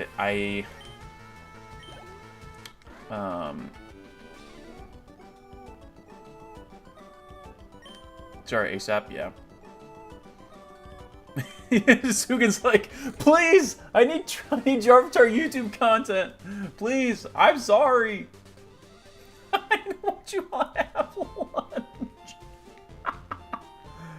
Oh man, that's so funny. That is so funny, dude. Yeah, I can do that. I can do that. Tell you what, I mean, I'll put out like a little notification on Monday or something telling my Instagram that, hey, yo, you know, we're gonna, you know, big cool announcement coming soon, and then on Friday I'll drop the channel and alongside a first video. And I can dust off some of my cool assets, dude. I love my little intro asset. My little like the record scratch into the beat drop, the needle drop. It's so sick. Yeah, just in there, I'm gonna make a designated Pokemon cards YouTube channel, Jarvatar cards. You can leave the instant suspense. I mean, yeah, gotta build up hype somehow, right? Yep, that's the plan, Mets. Jarvatar cards. Because I think that, because I do have a YouTube, right? I do have a YouTube. Sheldon, I'm thinking what I'll do is weekly discussion videos, just like once a week, where I will take the week in review, and we'll talk crazy things happening in the hobby, news, and then also get like my recent like thoughts at like whatever show I just went, because we're doing almost weekly shows, so like there's always stuff to talk about. New PC pickups, collecting goals, that type of thing. Yeah, review the cards that we're selling that week, just that type of thing. I think it's gonna work. Also, the interesting thing, Benello and Kevin, I think as a community name, Jarvatards is really funny. It's just insensitive enough that I don't want to entertain it. It's just insensitive enough, you know what I mean? But I will give it to you, it's really funny. It's just insensitive enough that I'm like, ah! Ah!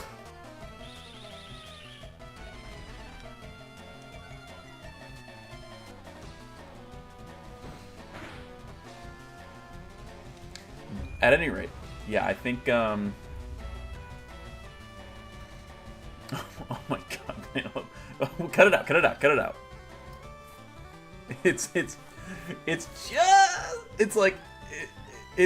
just enough that it's like, I don't know if I do think it's funny, but yeah. Well, Sumus, I mean, that's the thing, is like, I know I need to get a Switch 2 because I'm gonna play ZA on release on stream, you know? And I don't want to play it on Switch 1 because the graphical fidelity and the performance is gonna be booty cheeks. You know what I mean? It's like, I'm kind of like forced into a corner because I know that I'm going to play the game on release with you guys, you know, for the sake of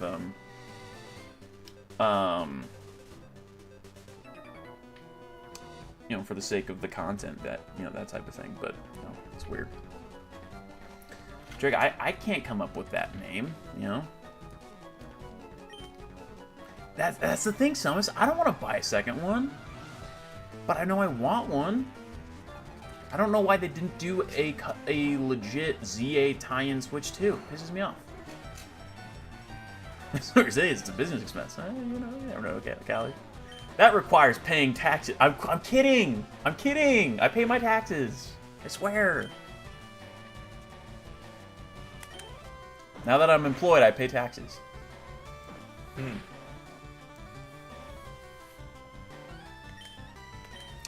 Just in there, I mean, there's nothing wrong with waiting. Nothing wrong with waiting. It would have been so cool, Summers. It would have been so easy too. But like literally just take the same base as what they did for the because the Scarlet Violet Switch OLED is awesome. It's badass. The white dock with Koraidon and Miraidon, it's so cool. If they had done that, but with a light green and a Zygarde, like come on, dude. It would have been so cool.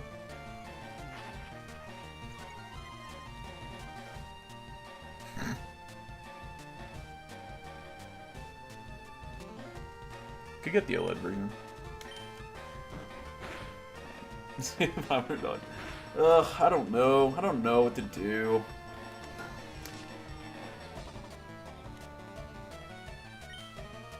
Yo, wait, which what set, Justin?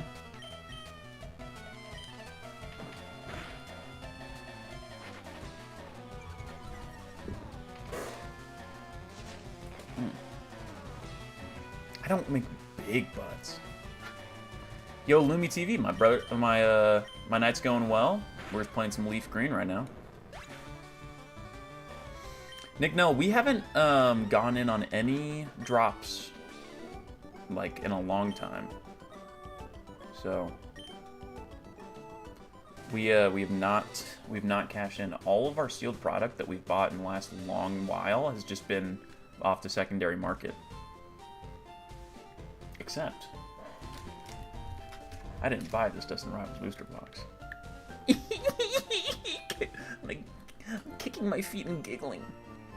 Oh yeah, Sheldon, I'm doing Totodile, no question. When I saw that it was Totodile, Tepig, and Chikorita, I was like, I had no question in my mind I was gonna do Totodile.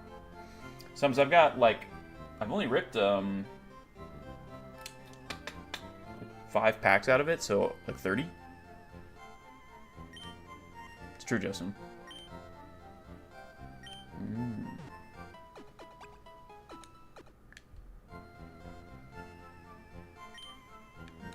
Kevin, you owe Ireland 12,000 euros.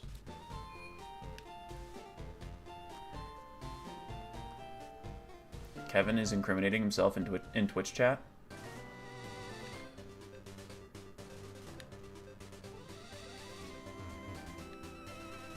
That's crazy. What do I do with this information?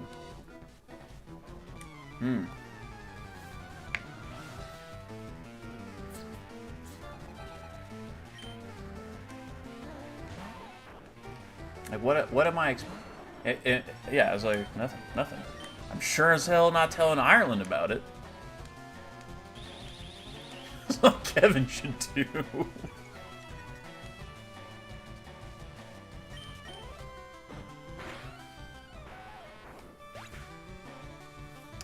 Oh, geez, Drake, you're right.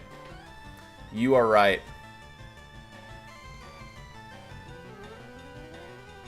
I will edit. I promise I'll edit that after stream. I swear. I promise.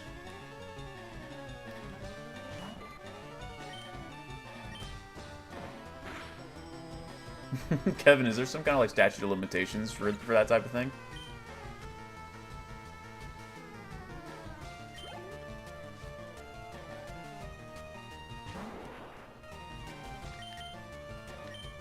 Oh, sick, Mets.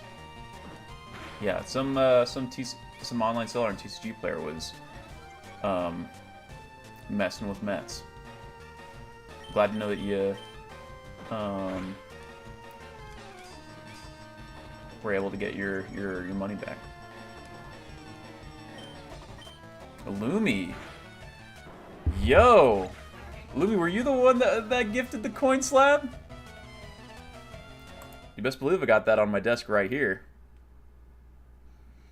PSA 10. Tyranitar chip. Yo, what up, Kyle? Welcome back on YouTube chat.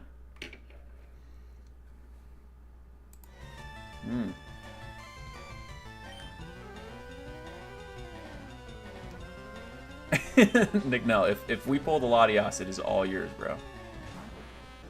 Yo, Drake, were you not here for the updated T-Tar binder? Yo. So, for those who are new, this binder has my my Tyranitar Master Set in it, and I've recently kind of come back to it with fresh eyes. Uh-oh, Drugong wants binder corner.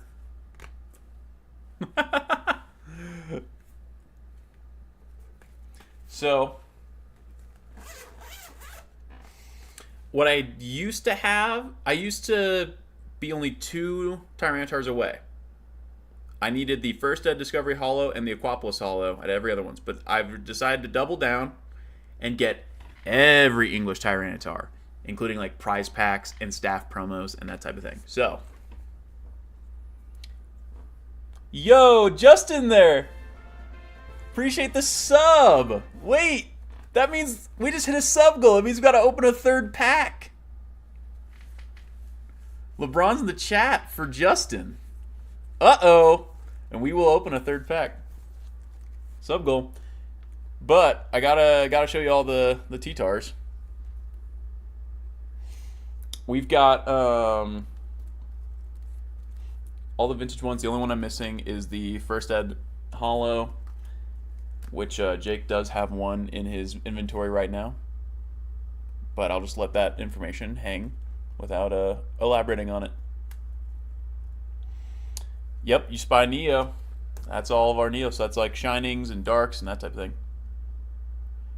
No, that's the thing, is that the reason that it's in our inventory and not in the binder, Jake has genuinely considered just giving it to me, but it's stupid clean. It's not near mint, it is mint. It's not a 10, but it's like mint, you know what I mean? Yo, Kevin, I got the first Ed Shining T-Tar and the Unlimited Shining T-Tar. This is my first Ed. Don't look at the back. But yeah, I'm fine with even damaged copies for some of these super high value ones, because it's like, it's just for the binder, you know what I mean? Yo, Mets.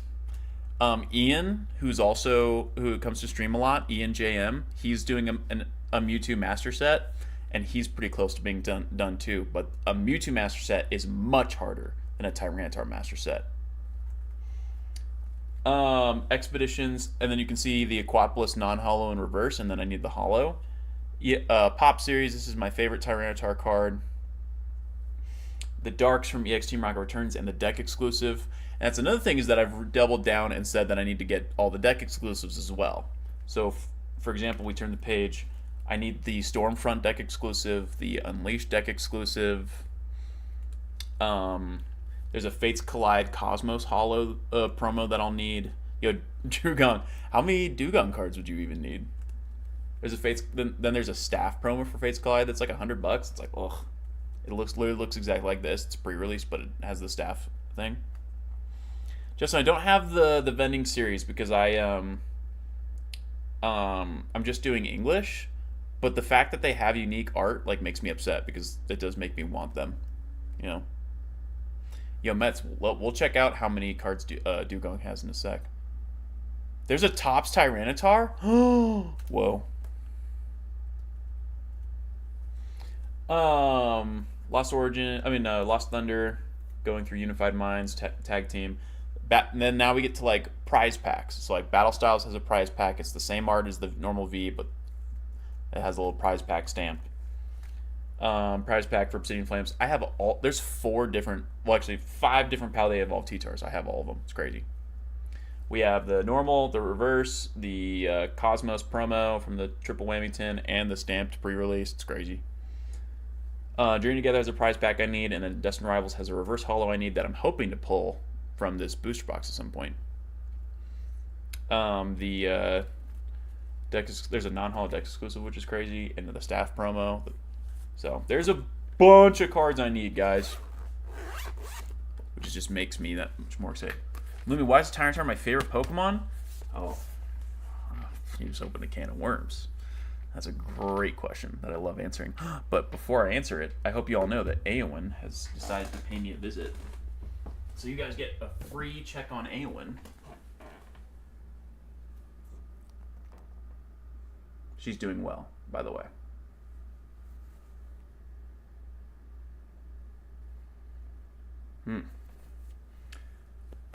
Nick, no, I do not have the non. I do not have the non. What a cutie. What a large cat. She's very content today. She's been very chill. She's not had crazy zoomies or anything. I think it's because I've spent all day at home, so she's gotten lots more attention today. So.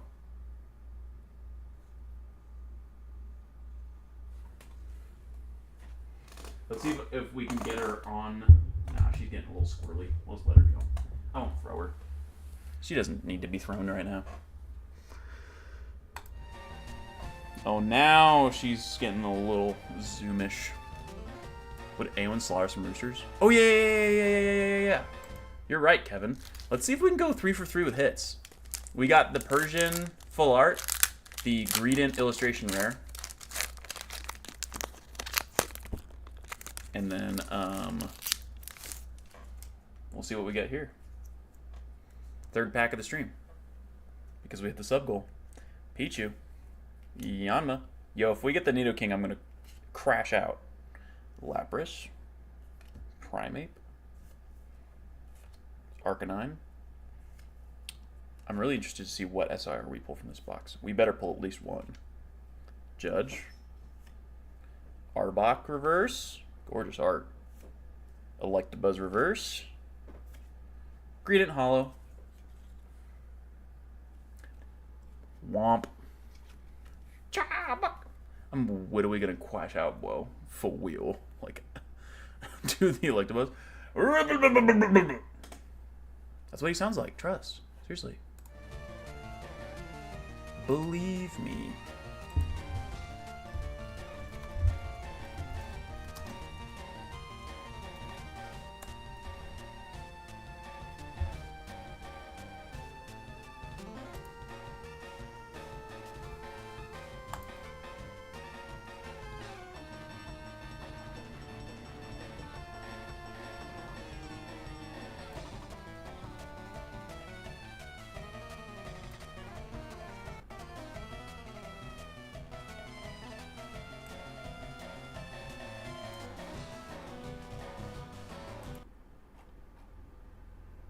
Can you not hear it? Oh, well, it would help if my audio wasn't muted. Electabuzz, hook attack back!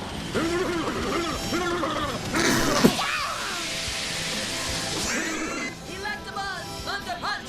Now!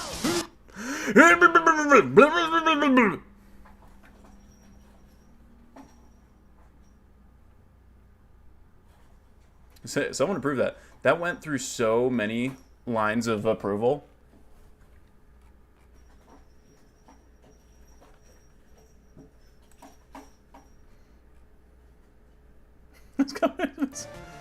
This guy's made so much money off of us. An obscene amount of money off of us, Callie.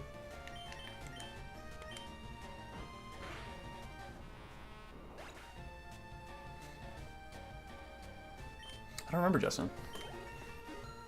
It was me. I was it.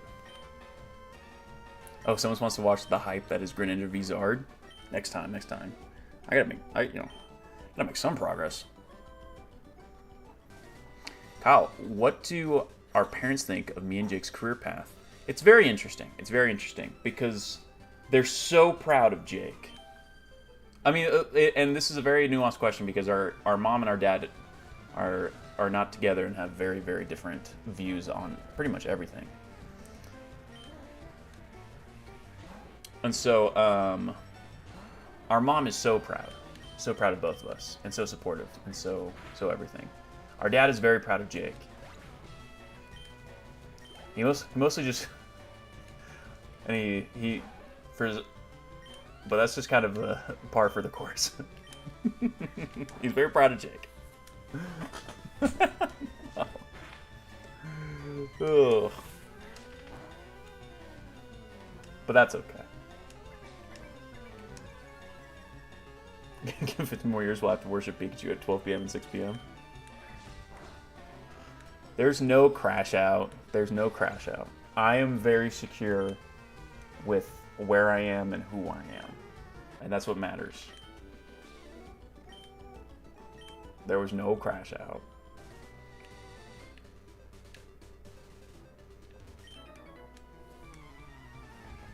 Especially, like, it's hard, like, just in general, my standard of living has gone up, like, tenfold in the last 2 months.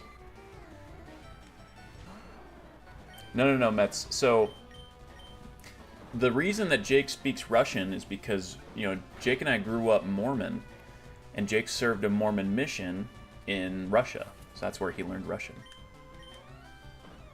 Joey's Jazz brother. Yeah. Thank you guys. Thank you guys.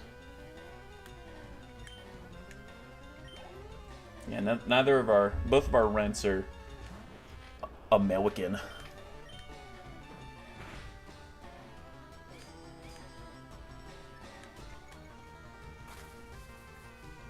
But yeah, people, you know, it really just kind of took people for a loop. When Jake just randomly spoke Russian in a YouTube video, we were like, huh? Why? Because that's not something that, like, just most people don't just know Russian, especially if they're not from, like, most people that aren't from Russia just know Russian. So it was interesting. Vanilla, I mean, it's on brand. Me taking my hat off, bro, that would be so off-brand.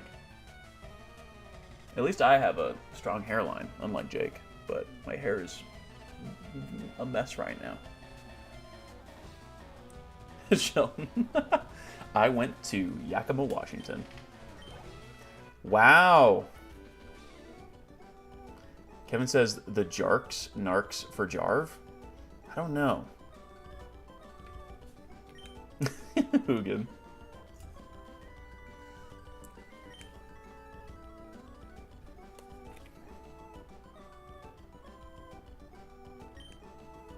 No, he doesn't have bad hair at all.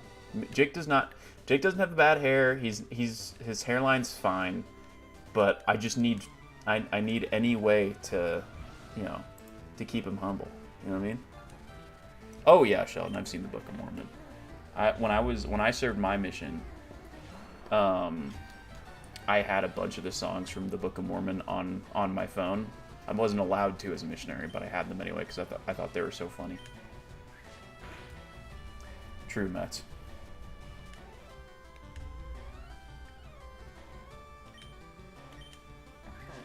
And they're especially funny now that neither Jake or I are Mormon anymore. But that's a whole can of worms. Was there anything positive I took away from the church? Yeah, I mean, specifically my mission. It really put me in a position to grow up quickly and learn how to... Well, I was always a very independent person throughout high school anyway. I knew how to care for myself. And a lot of that was being raised in a single family, in a single parent household. Like, you know, sometimes you had to take care of yourself. But my mission definitely,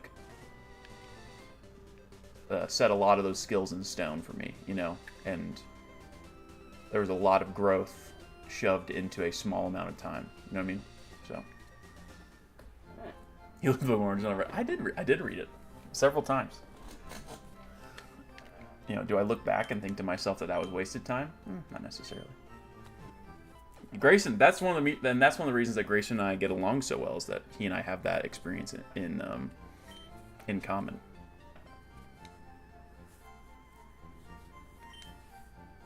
Exactly. Rough seas make great sailors. But yeah, it's a very unique thing. Yo, yeah.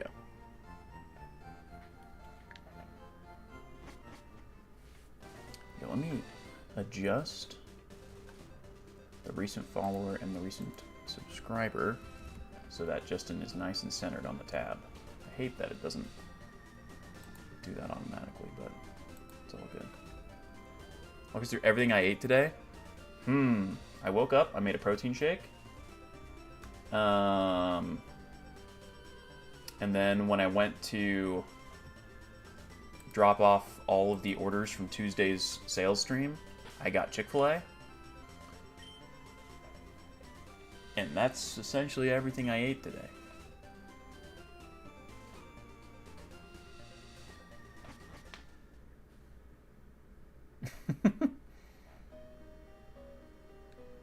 We do, Sums. We do. I'm an open book.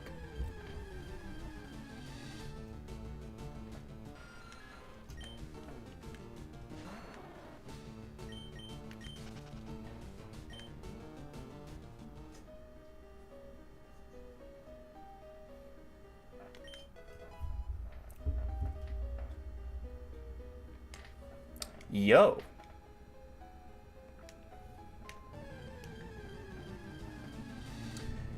Here's the thing, though. It's like I don't feel like so stressed out with this challenge right now because I know that we don't have that many Pokemon to get. It's kind of freeing. Does that make sense? Does that make sense? I'm not like, oh, I need to catch everything. I need to catch dupes of everything. I need to plan out all my encounters so I'm like as efficient as possible. I'm able to just catch mons that I need. There's so few that I need. It's just a beautiful thing, chat. I don't have to serenade another Chansey, Callie. I don't. In fact, so I actually got a second Chansey off stream, and I was not going to catch it. I bred it in the daycare because I was like, screw trying to catch another Chansey, bro.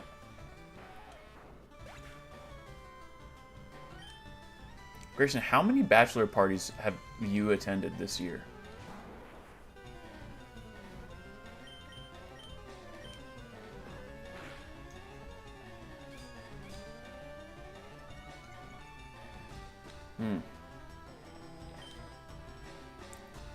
Dang, Justin.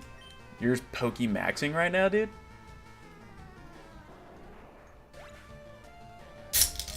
Grayson drops in the chat and immediately gets all of the love. And that is why this community is awesome.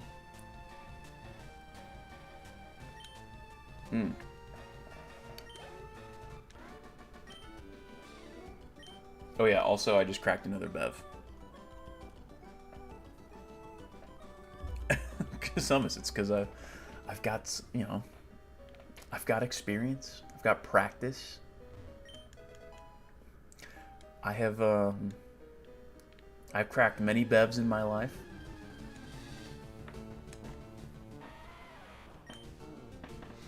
Drake, I think that one of the best parts of what we do here on Twitch. Here's kind of my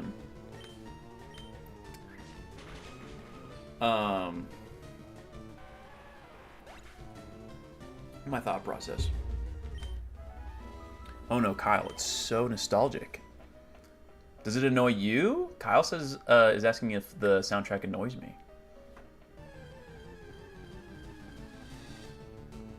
Though I know that a lot of Pokemon streamers will mute game audio and just like play lo-fi or something. I've done that before. What do y'all want? Do y'all want game audio or some lo-fi? We definitely we need something in the back of the sales streams. I can tell you that for sure. Something. Okay. Okay, so yeah, we'll keep the game audio. But as I was saying, the fact that we don't do crazy high stress, high calculating challenges here, I think helps. You know? Because when the major kind of like content wing on stream is like these crazy solo challenges and nuzlocks that like and run and buns that are just stupid hard, and you need to calculate all of your damage like all of your damages for every encounter. Like all of the gameplay becomes looking at a spreadsheet. You know what I mean? You know what I mean? It's just looking at spreadsheets and calculators. I would so much rather just catch Pokemons. You know?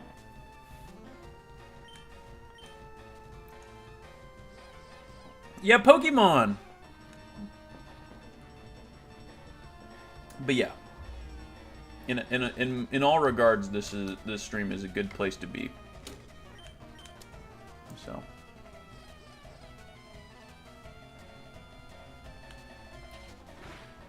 Exactly, Summers. It's a just chatting stream where we hang out and just enjoy Pokemons. I'm also forcing my Ivysaur to beat up its one true love. Dunkley's in charge. Humble me. Where's you mad bro? You mad bro needs to be in chat to humble me.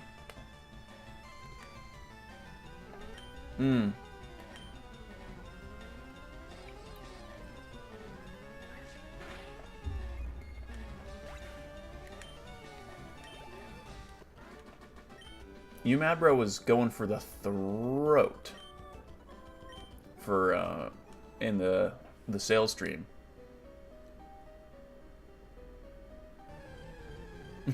Callie, so I may or may not have a similar story, except I'm on the older cousin's side of it.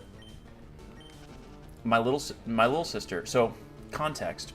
I have encountered one shiny in my entire history of playing on my Fire Red cartridge. This Fire Red cartridge, right? I have had this cartridge for almost 20 years now. Like, I got it in maybe 2008, so like we're coming in on 20 years in the next couple of years. I've encountered one shiny. And I've played this game tens and tens of times, dozens of times. Thousands and thousands and thousands of encounters, I found one shiny, and it was a shiny Venomoth in the Safari Zone that ran away. I didn't catch it. My little sister plays Leaf Green like one time and encounters a shiny Pidgey in Route 1 and catches it. Right? So I'm jealous as hell. And so I convinced her to trade it to me. And I kept it.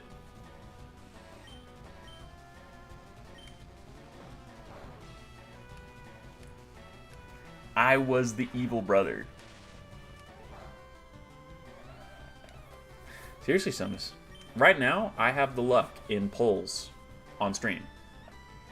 But not for myself. Exactly, Nick. I have to live that down. Was I probably 12 at the time? Yes. Here's the thing, Sheldon. It's gone. I think it got deleted in some save years ago on accident. Yo, appreciate you for being here, Kevin. Hot pulls by Jarv. Yo.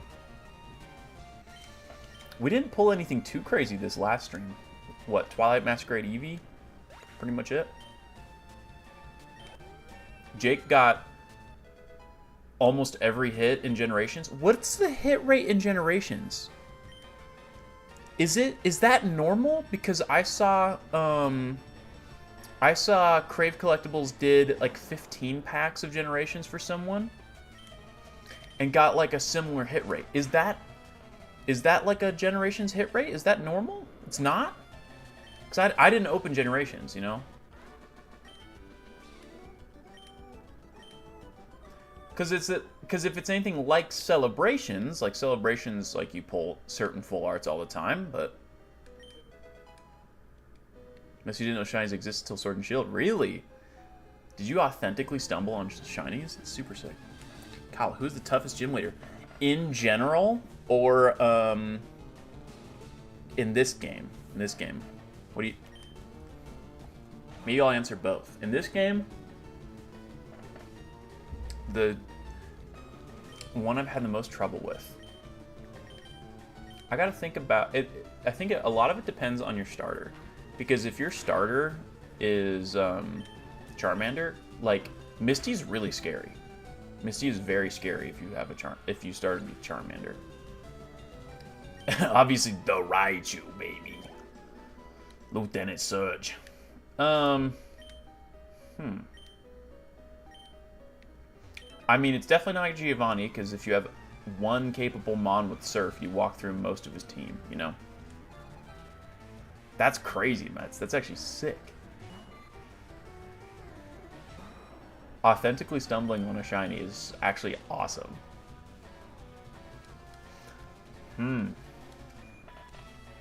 I know that I've had, and it's definitely not, I mean, it's definitely not Surge or Erica, because they're pretty easy to get around. Did they really, Nick? Sabrina, yeah. Sabrina can be really hard. I've had issues with Koga. If Koga's Muck is able to get a lot of good minimizes off, like it's super annoying and like poison and that type of thing, like Koga can be really annoying, actually. But, let's see. Yeah, Summus. There just wasn't very much opening data back then. Seriously, Mets. With new games, I try to do the same. ZA, I didn't want to be as surprised, but like a new generation of Pokemon. So like, for example, I went completely blind into Scarlet and Violet. The only thing I knew were what the starters were, and so I was very thankful that I did that, because it was, you know, awesome to go in blind. I went totally blind for Sword and Shield. Totally blind for Sun and Moon. It was awesome.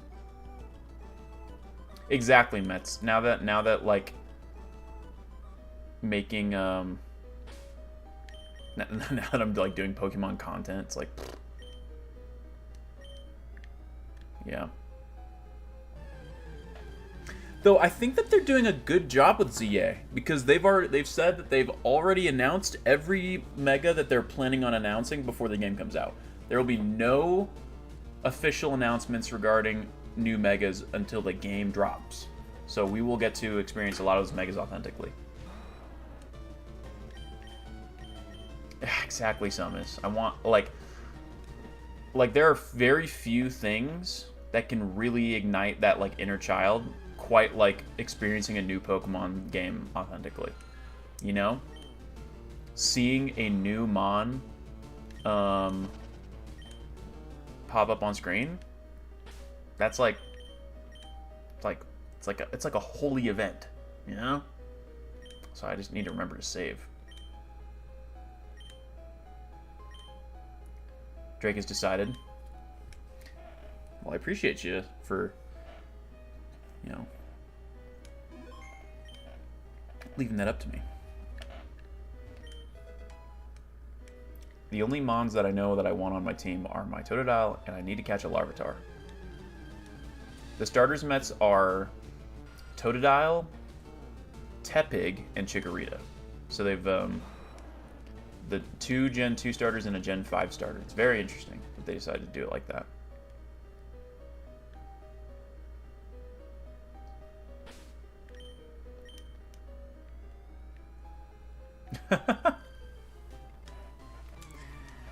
So I do plan on writing a book someday, but it's the original plan is to write a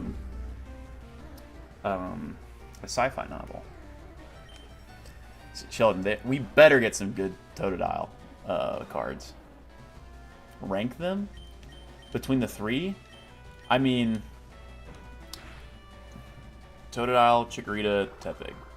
I like Tepig, but I like Chikorita and Totodile so much more. Yeah, there's so many things that I want to do with my life. I know that I want to independently release an album of music. I like Tepig! I do like Tepig! But I like Chikorita and Totodile more.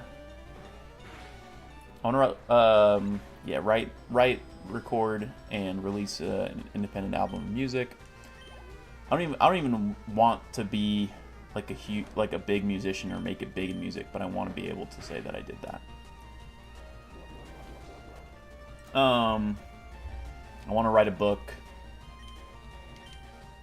It'll be like a cyberpunk sci-fi dystopian novel taking place in the San Francisco Bay. I've already released a song. This is true, and it's a piece of shit. It was recorded like on like this old mixing board with no display, just literally just like an 8-track. It's crazy. How do you feel about them having a paywall? Numb. Honestly, Mets, I feel numb. Yo, Blue Fox. Well, that's the thing, is that like, here's kind of my idea. Okay, I have the setting like nailed. So and I've done so much research in regards to like how I would want to do it. But I know the idea came to me that like, well, I was just thinking about like, with rising sea levels, so much of Central California would get washed away, right? So much of Central California is actually at sea level. Some of it is below sea level, and with the potential for sea levels to rise, a lot of that water would come in through the Golden Gate, under the Golden Gate Bridge, right? Just kind of the way that the geography of California works. Also, appreciate you for being here, Justin. Hope to see you soon. We'll be live again on Monday is the plan, I think. So, what up with the fires, though?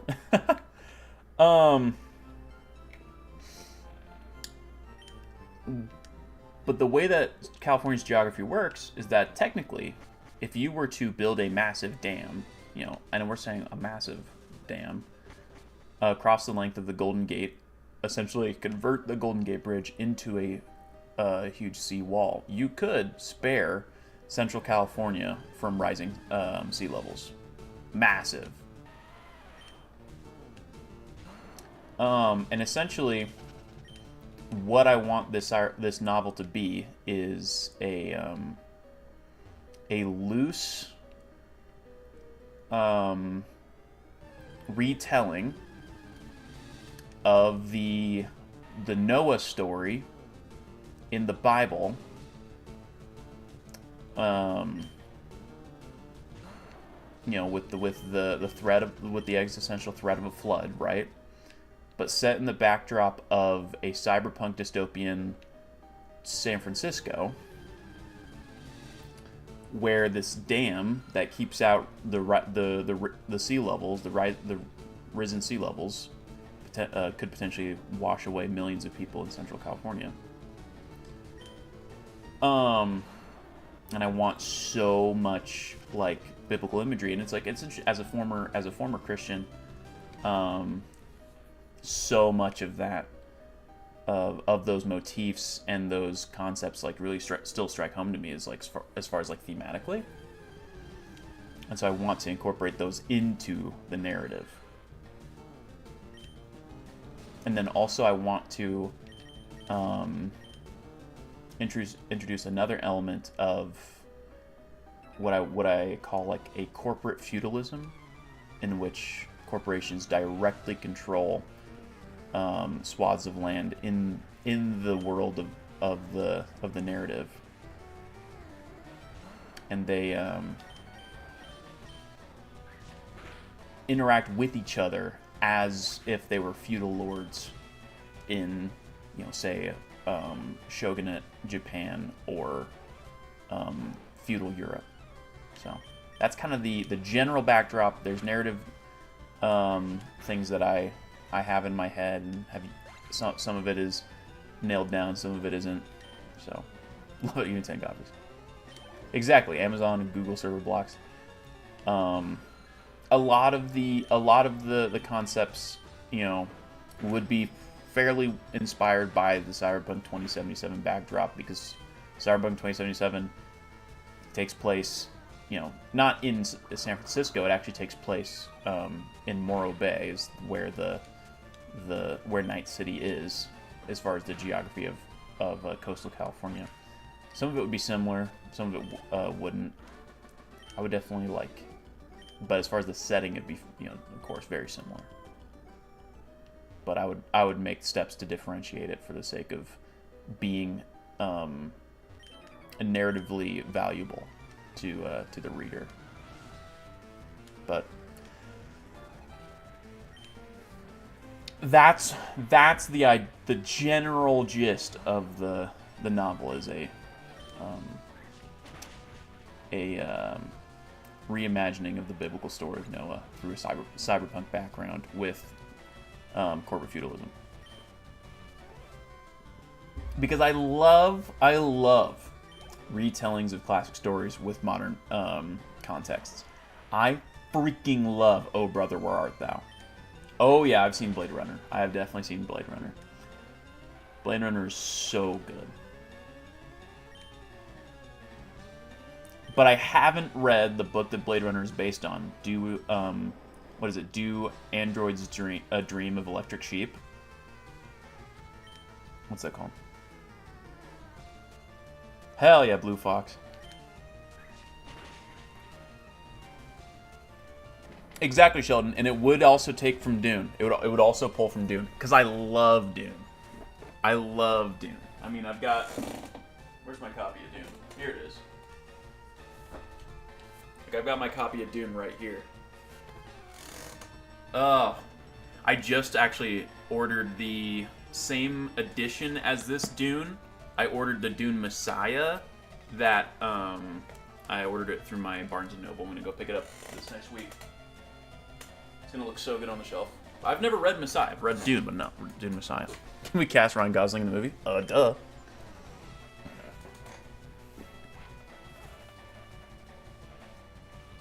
Ooh. Samus, I love the Dune movies. I think that they threaded one of the most... I think they accomplished one of the most impossible things you can do in an adaptation, and they somehow adapted Dune as a screenplay. Drake, that's the hope.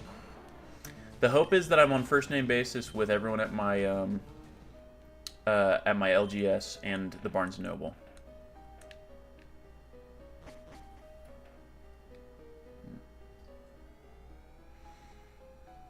Mets, I actually think that's probably a good idea, because my bookshelf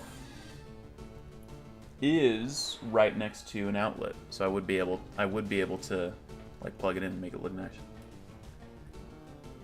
Yo, yeah, Timothy Chalamet is goated, and we need to give him all the respect he deserves.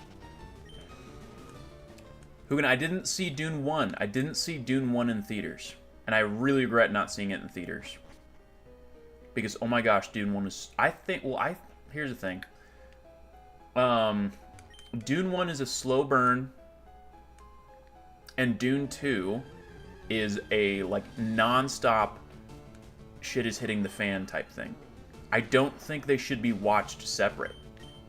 I think they need to be watched together. I think they are, like, I've never seen a part 1 and a part 2 that more perfectly are a part 1 and a part 2.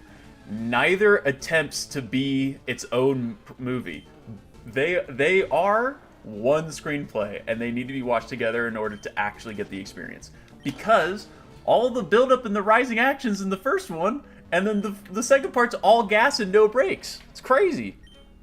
Yo, appreciate you, Delphic. And you, Drake. Sheldon, I have not seen Weapons yet. I heard Weapons is super good. Yo, movie night in the disc. Ooh. Okay, yeah. Send that to me on Discord, Mets. Yo. Yeah, I need to. Let me. I heard a lot of good things about weapons.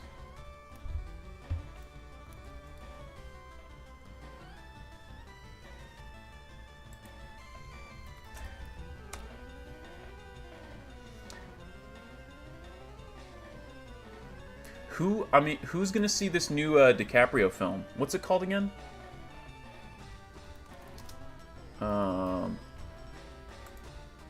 One Battle After Another. I've heard from like early screenings that it's like stupid good.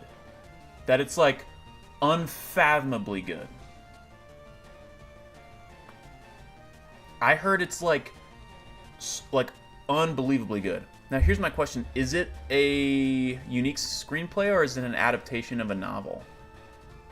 Okay, yeah. So inspired by the 1990 novel Vineland by Thomas Pynchon. Okay.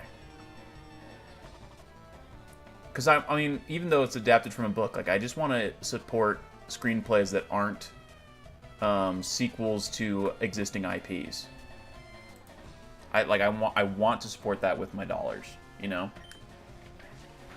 I heard it's not just good. I heard it's like groundbreaking.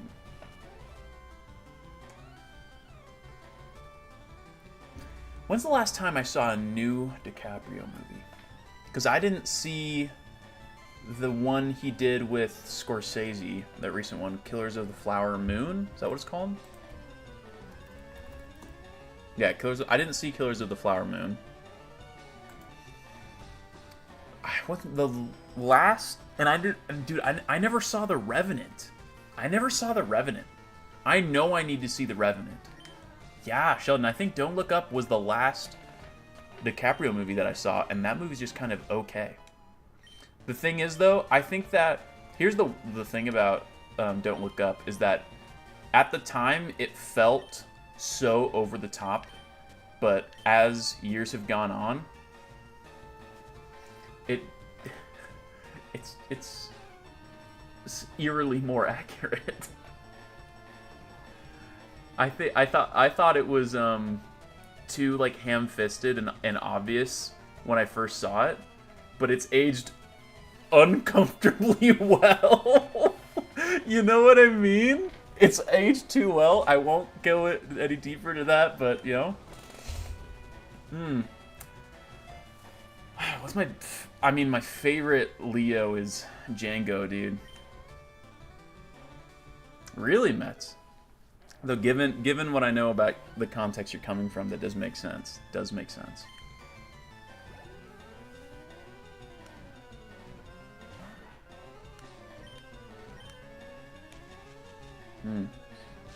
Yeah, same with Idiocracy. But dude, that's one I need to. Here's the thing. I went to my my DVD exchange and I was gonna buy. I went there to buy a copy of Django Unchained. That's what I wanted to find. Because I love Django Unchained. God, I love Django Unchained. But the only copy they had of Django Unchained in the store, some kid scribbled with Sharpie on the insert in the Blu-ray. Like they scribbled all over it, and I'm like, no. I'm buying physical media. I want it to be good-looking physical media, you know? Kodak, you were in Django? Were you an extra in Django? Sheldon, I didn't see 28 Years Later. I wanted to see it, but I haven't seen the other two. 28 Days, 28 Weeks. I haven't seen the other two, and I know I need to. My favorite movie of the year is Sinners. Sinners like felt important. Oh, Kodak, it's actually him. Don't see Weeks? I don't know. Yeah, Drew Gong. I love Wolf of Wall Street. I do. But I do acknowledge that there are a lot of dudes that like Wolf of Wall Street for the wrong reasons.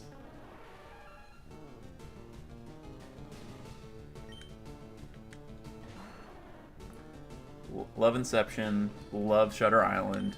I've not seen The Departed. I know I need to. I've actually done a good job of watching movies this year that I've never seen, and like adding to like crossing stuff off of my to be watched. I watched all 3 parts of The Godfather for the first time.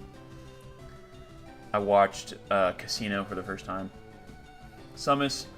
My ex loved Titanic, and there were just like specific experiences with the movie that like have just ruined it for me. I recognize it. I recognize it as being great. I do, but I don't want to watch it again. The X, Hugin. The X. Yeah. Can't do it, unfortunately.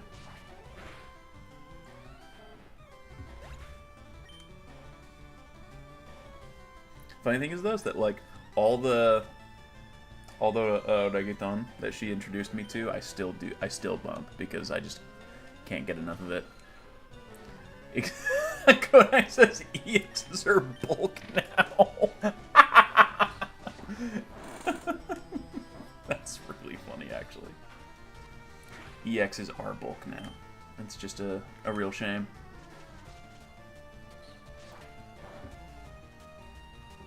I've never seen the Leo Romeo and Juliet.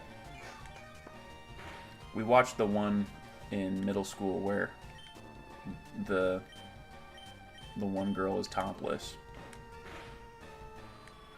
and our teacher paused at the wrong part, and all the guys were like, "What?"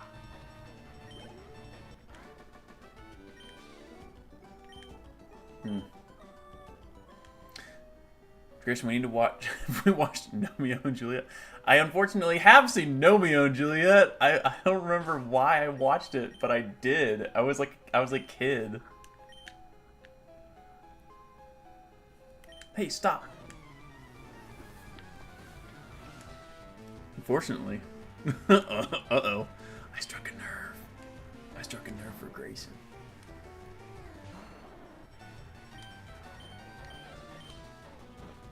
You rented it from Redbox. You watched it 14 times in a row. Well, what's the last movie I rented from a Redbox? My mom was a big Redbox person. The last movie we rented from a Redbox, I think it might have been Star Trek Into Darkness, was our last Redbox rental. I specifically remember watching Star Trek Into Darkness on Redbox. We had Blockbuster. My oldest brother Dylan, he worked at our local Blockbuster, and so he would always like bring stuff home. I've never been to a Hollywood Video.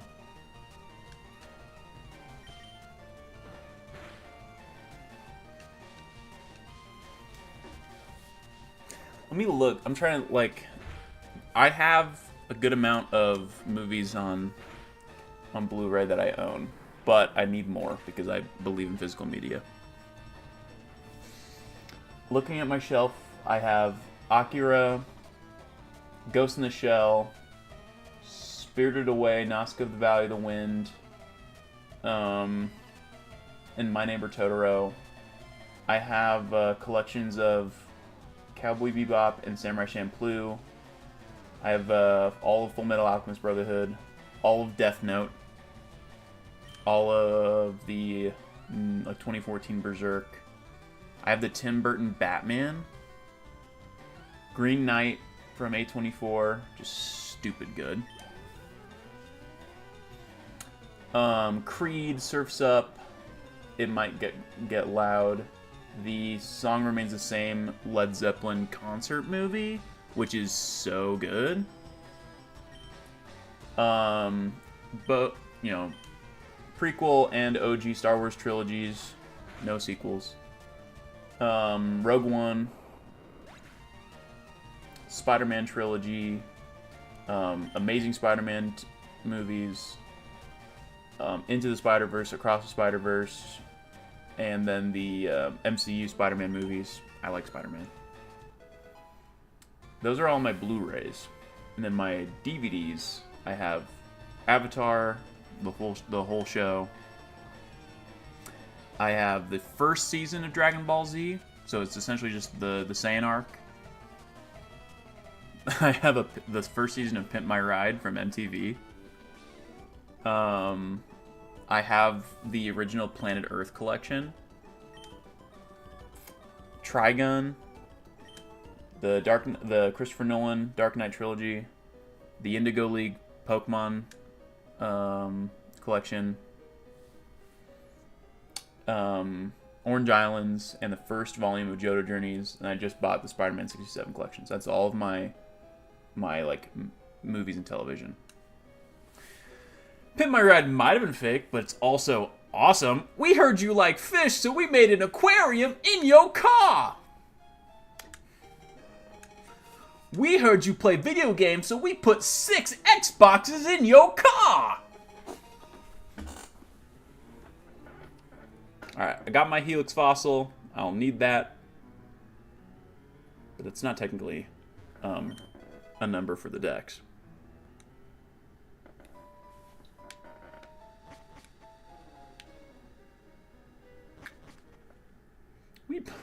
We heard you take bubble baths, so we put a jacuzzi in your car. Yeah, tell me that wasn't awesome.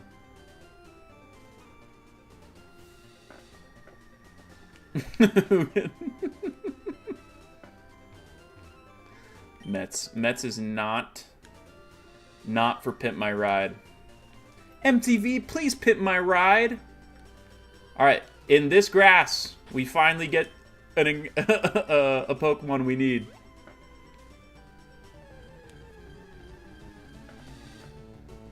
It's not this one. I'll be able to catch... I mean, I think I want Sandshrew on the team, so I think I'm going to catch 2 Sandshrew in this grass and just level up one of the Sandshrew into a Sandslash just as part of our team in this game. You always wanted a PT Cruiser with a 48-inch TV and an Xbox? Yeah, so you can play Need for Speed Hot Pursuit.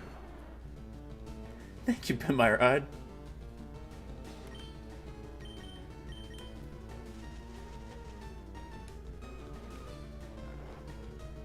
Well, yeah, Hugin, because they would barely do anything to the actual engine. They would just make the car look cool and like put a bunch of random shit that drained the batteries of the car. Wow, I just remember missing 2 tackles. It's crazy. Mets, I never watched Viva La Bam, but I did watch a lot of Jackass. I watched a lot of Jackass.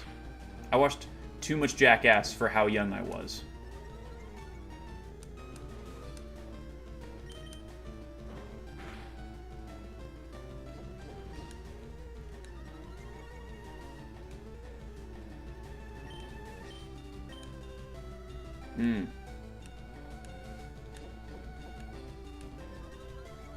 The funny thing is, Hugin, is like the shop that it took place, West Coast Customs, they still operate to this day, and they do really big, high-profile jobs for like celebrities and rappers and stuff. And like I follow them on Instagram, and like their work is so cool. Yeah, Mets, there is a small ounce of jealousy because you did live during prime MTV.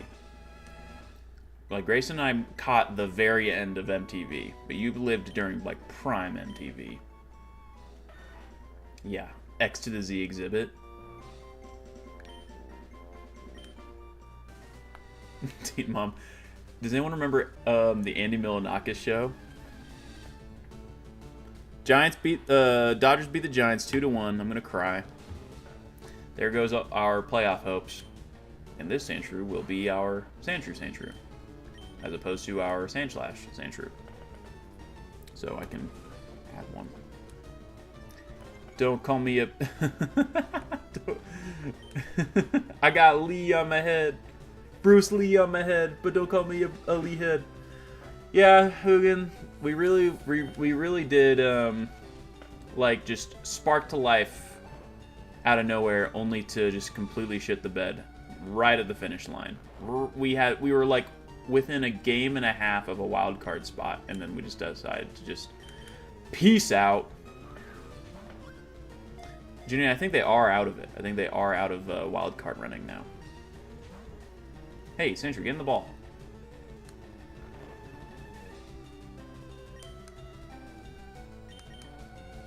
Yo, yeah. Yeah, I missed out on peak Toonami. Like, the idea that, like, there was a time that I could have turned on TV and Toonami would have pulled up Cowboy Bebop and I could have watched Cowboy Bebop. That sounds awesome. MTV Cribs, dude?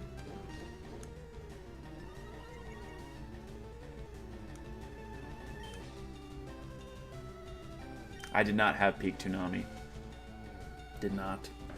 That's the thing is, like, I was caught in this interesting time where I was not present for a lot of the media outlets that exposed 90s kids to cool anime, you know? I didn't get Toonami. There really wasn't any good, like, anime outlet for me when I was a kid. Until I was about, like, 12 when they started airing Dragon Ball Z Kai. I don't remember what network was hosting Dragon Ball Z Kai. But I had already watched Dragon Ball Z by the time that Kai was coming out. Luckily, I was exposed to anime just through Netflix DVD rental from my mom, because she was a homie. Yo, yeah, Toonami guy, voiced by Steve Blum. I've not met Steve Blum, but I've been at, you know, he's at all these Collecticons that I've been to, but I don't want to wait in line, you know. It's like I've wanted to, like, say hi to Sean Schemmel and Chris Sabat, but... Oh my god! I got an Adamant Sandshrew? Bro, is this gonna be the carry of the run? Party. Drugong, that was how we did Netflix. My mom was doing Netflix long before streaming. She was a truther, and she had a subscription that allowed for 2 concurrent active rentals at a time. So she would always be renting something for herself, and then one for me. Because my little sister didn't really care, and my brothers were doing their own things, and so she was renting stuff on behalf of me, and I watched a few Ghibli movies, and I loved those, and so she decided to rent more anime stuff for me, and that's how I got into Dragon Ball.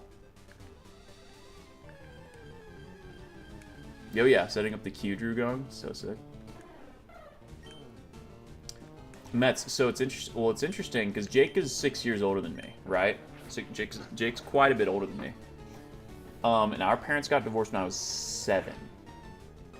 And so, by the time our parents got divorced, I was 7. Jake was 13. Me and my little sister did split custody for a little while. But Jake and our older brother Dylan didn't really do that. They would just kind of go to whatever house they wanted to, and Dylan decided early on to just stay at mom's, and Jake would just kind of float between houses, usually just kind of like waiting until a parent pissed him off, and then he'd go to the other house.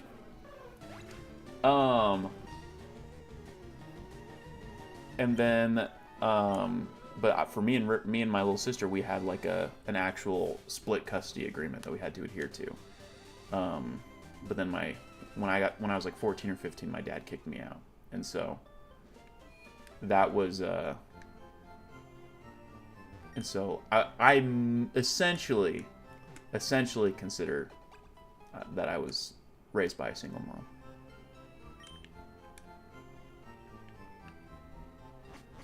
Selma said, worked at a Blockbuster.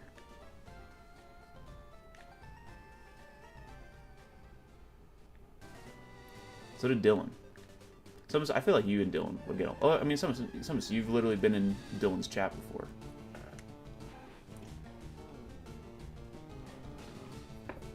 No.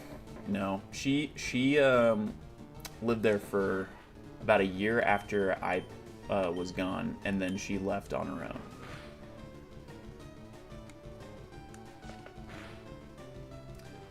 Mom is great. Mom is great. Like, shout out to mom. Mom, you know, like, made the hard decision to leave my dad, right? Very hard decision to leave my dad. And as part of that, that fallout, you know, the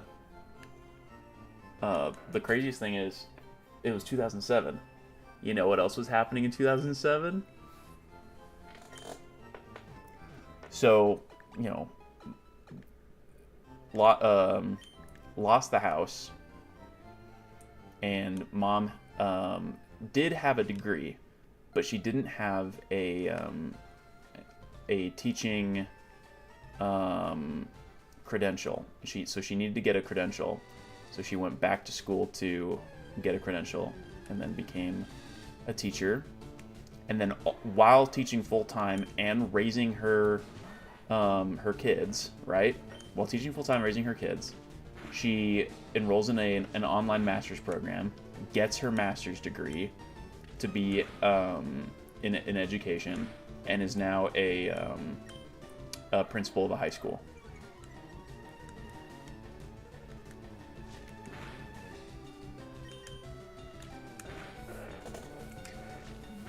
Literally, just goes from to absolute rock bottom. Just locks in and kicks ass, and has kicked ass for the rest of her life. She's like that. If there's anyone that I ascribe most of my personal success to, it's mom. No question.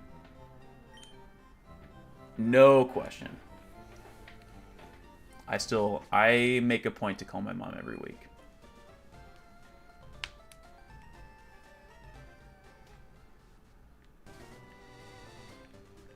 Absolutely, Summers.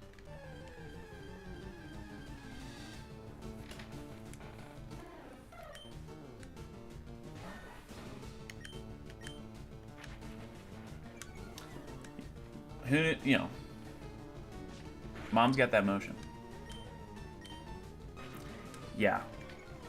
Though I should say that my current relationship with my dad is probably the best it's been in a very, very long time.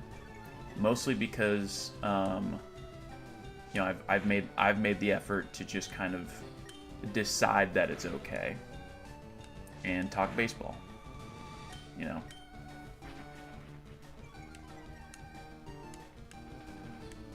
Sometimes that's, and I think that has been good for my mental health, is to just decide that things are just okay.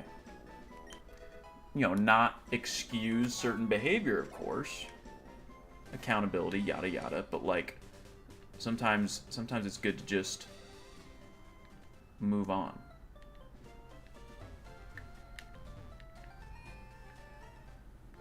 Exactly, Hugin. Exactly. Keeping it light, talking Buster Posey, and I, you know, and going to certain events sometimes. Sometimes you just gotta do that. I really have internalized that harboring animosity is, and you know, in most cases especially towards people that deserve it. When someone isn't gonna change, sometimes it's best to just meet them where they're at. It's better for your, and you know, of course, there are certain relationships where the best thing for you is to put distance, and I did do that for a while, but I've just kind of come to the personal belief that where certain relationships that I have right now, the best is just to meet folks where they're at. You know, I was harboring a lot of hate for a long time, and it was just you know, it's not doing anything to improve my situation. It's not in the short term. It's cathartic. It's certainly cathartic. It's short term. Like I do believe in that season of anger. You know, that season of animosity can be very cathartic. But like drawn out over long term, it's just a poison. Exactly, Mets. There are lines that are crossed that naturally just require distance.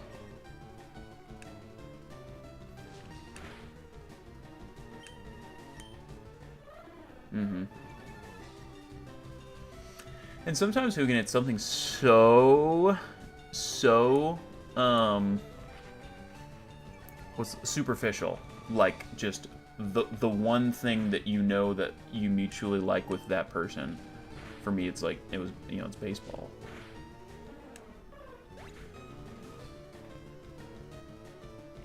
Yeah, golf. Golf is actually one of those things too.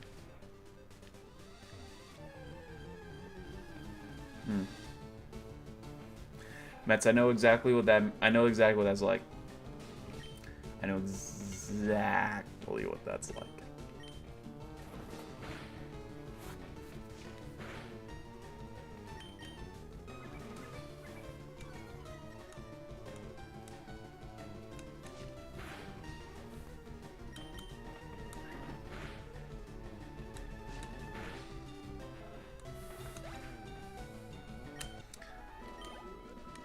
At 11.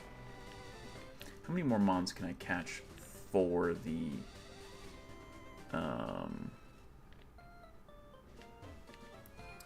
challenge tonight? Appreciate you, Selmas. I think that I have lived a lot of life in a short amount of time. Sometimes I feel like I've lived too much life in a short amount of time. The X is a great example. A lot of lives.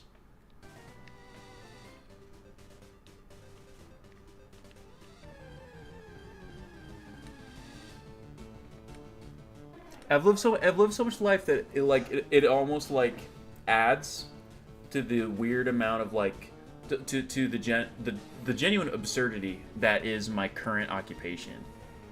You know what I mean? Like, of all of the paths that led to me vending Pokemon cards and making content about Pokemon on the internet, that's crazy. Get some rest then. Nah, bro. I'm trying to make this dream happen, dude. You know? 2025's been the best year of my life already, and a lot of that has been for Grayson.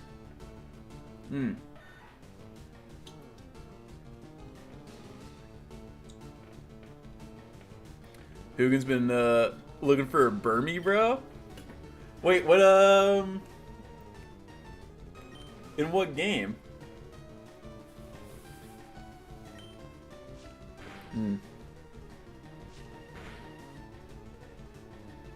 For me, it was happening before. Hugin, you're not doing your badge quest. Why aren't you doing your badge quest, Hugin? That's my question.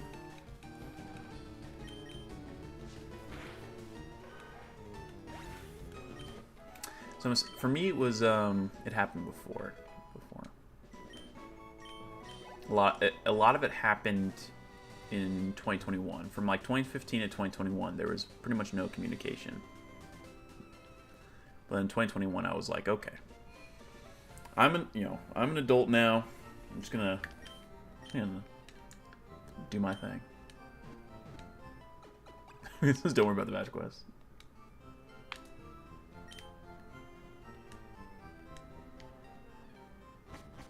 Nada. Hugin, lock in, bro. Get your Burmy.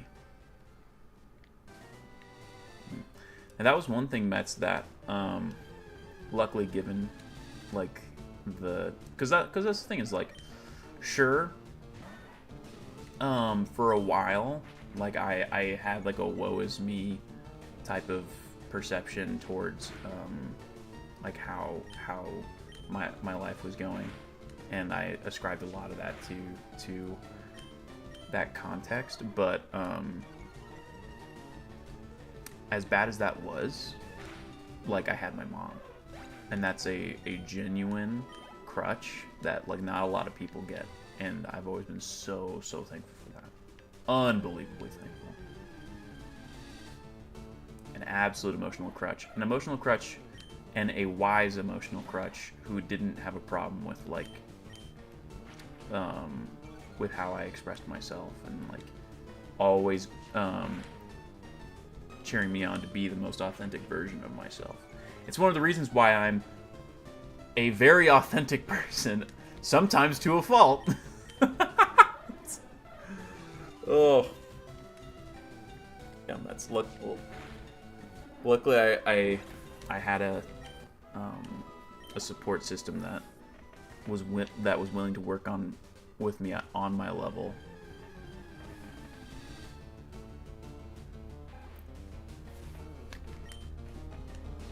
Yeah, I'm definitely me. I'm very much me. And that is something that I don't take for granted. Not a lot of people get to be themselves. I'm playing Pokemon on the internet right now. It's fucking cool. You know? I'm training up a Sandshrew. It's badass. I need a Sandshrew to learn something better than Scratch. What's my level up learn set? Ever feel like I'm too much? No,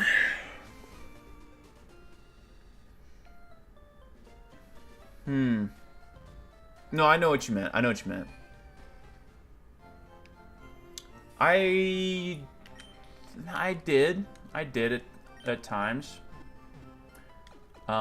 Specifically in high school. I was worried that I was too much. But I found that there were certain groups that celebrated the things that I was being scorned for by other groups, you know? I just kind of came to the personal realization that, like, I don't, you know, if there is dissenting opinions between scorn and praise, then it's certainly not a net negative, nor necessarily a net positive. So I'm just gonna, you know, I'm gonna be hang out with the folks that don't hate me. You know what I mean? And so I think that, well, yeah, I do have a loud personality. It's a loud personality that attracts a certain personality, and so I've never had a hard time finding folks that rock with me, you know. Yeah. Well, Mets, from what I've you know, the little that I've interacted with you, it does seem that you've been able to make a lot of progress in finding that support for yourself.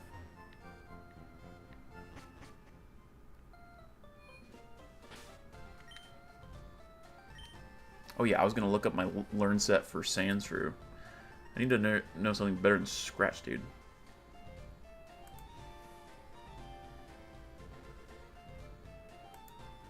Okay, I learn... Whoa, nothing. Bro. Poison Sting at 17, bro? What can I teach you now?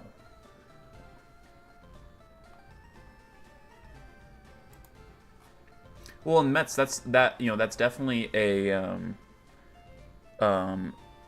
real consequence of the way that that men are socialized in our society, you know.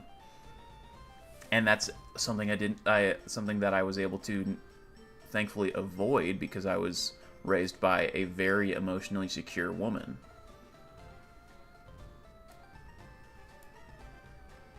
Okay, so I get Slash right after I evolve into Sand Slash. Like 2 levels after I evolve. But before, can I give you anything that's good? Am I gonna be rocking Scratch forever, dude? Yo, I didn't. Let me see. Oh, can I give you Mega Punch? No, I can't go back. Nor can I even give you Mega Punch anyway. Damn it.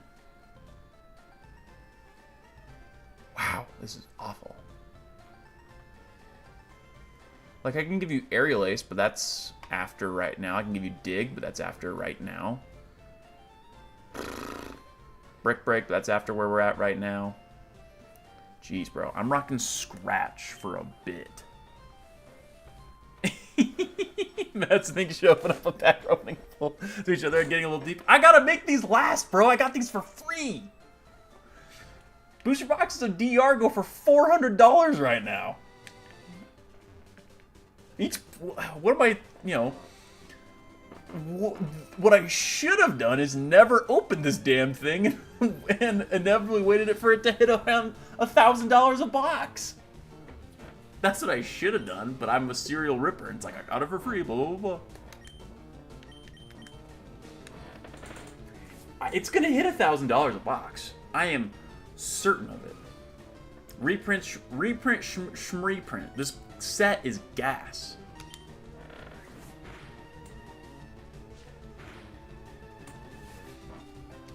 No, Mess. Don't spend your points because we only do it once per stream, and it already got redeemed. Yeah, Drew going best set in SV. Don't at me.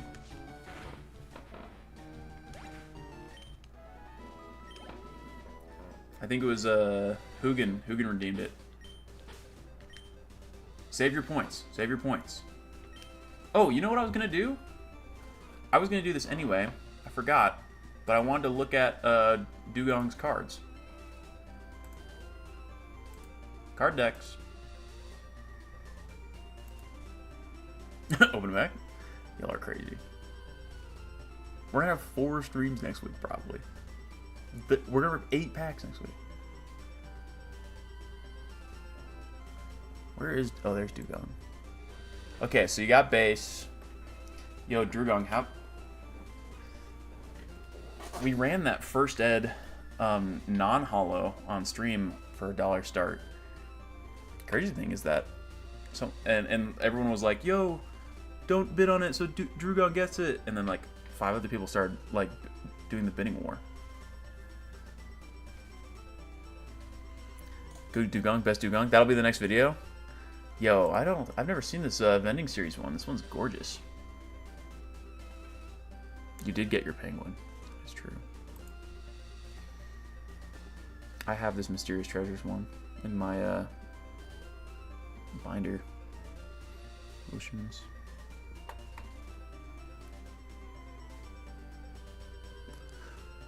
Some of them probably aren't even rares. Yeah, like this Fates Collide, there probably isn't even a holo of it. It's just a reverse holo. The Supreme Victors is a rare, so that you'll get a holo. Mysterious Treasures is a uncommon, so you won't get a holo. Dragon Frontiers, you'll get... Dragon Frontiers will have a holo and a reverse stamp, so that's sick. EX Fire Red Leaf Green has a a holo and a reverse stamp. Oh, a reverse like with the Pokeball patterns. That's awesome. Skyridge probably has a bunch because Skyridge. Grayson, you had $20 in your account. You bid on the Pengu. My brother in Christ. What are you doing? Ah, hide it.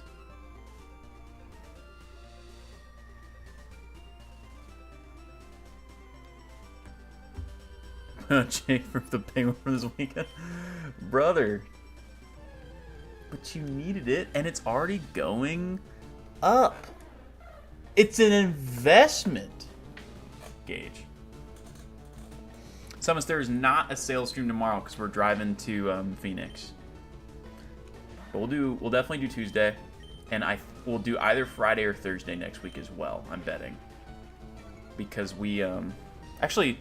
I think there's already one scheduled for next week, like end of next week, and it's like a Givey stream, isn't it? I remember seeing that on Drip. Let me see. Drip Shop Live. Yeah, the Friday streams are lit. Jar Chamo. Okay, we have a stream plan for September 27th. That is, and that's like a Mega Evolution Givey stream. That'll be tight.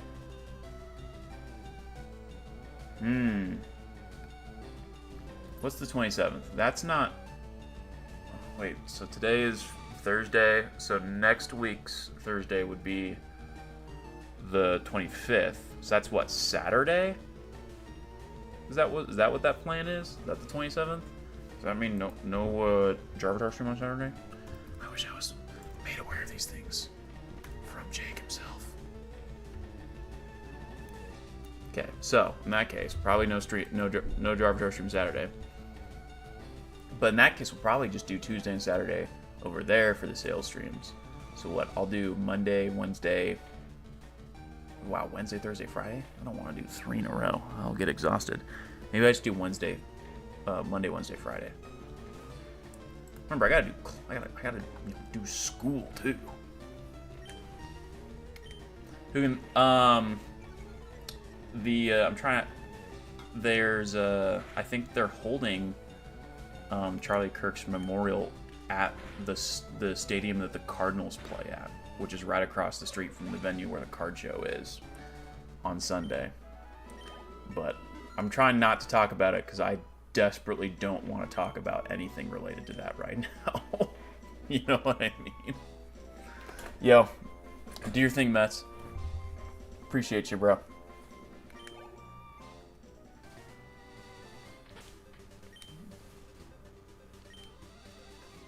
Between it literally happening a mile away from my apartment and like everything, it's like, ugh, I do not want to talk about it.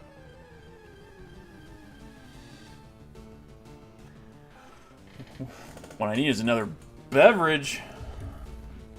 My extra beverages are in my closet, actually. Wow, my knees hurt. I need water.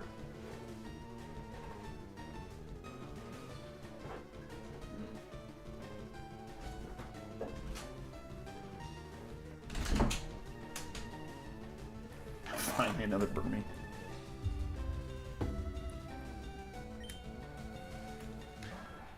You need 900 rows to do a deep dive? Let's run a so screw it. Let's just do a deep dive. You don't got to spend your brownies. I'm down. What do you want to do?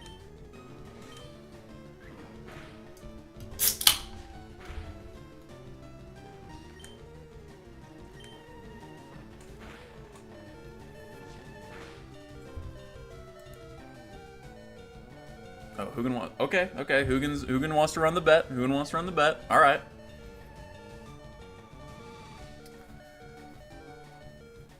But we'll do the deep dive anyway. But we'll run a coin flip. Get it set up. Yo, Sandshrew living on 1 HP because he's goated.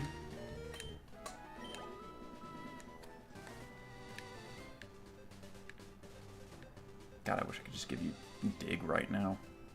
But I need you to participate in these battles before we get the dig TM, because I need you to get some XP, bro.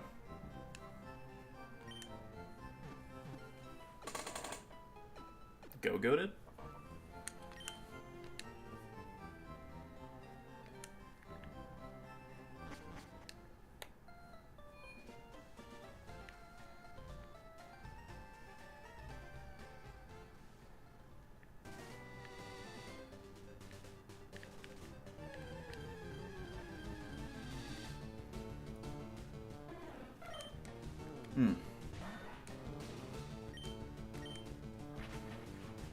All right.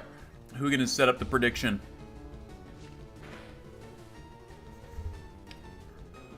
We'll do a samurai deep dive. Okay, I'm down. I'm almost certain that there are not enough samurai cards. I can tell you that. I mean, what? Hisuian Samurai from Astral. Samurai V-Star from, was that Crown Zenny? And then, Black BBWF Samurai IR. Probably some, maybe there's like a random EX here or there.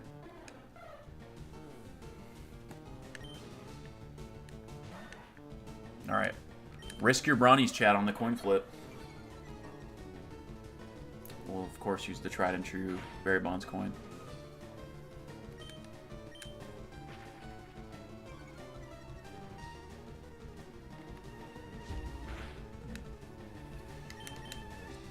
I'm interested to see what half arts he has, too. Probably some cool ones.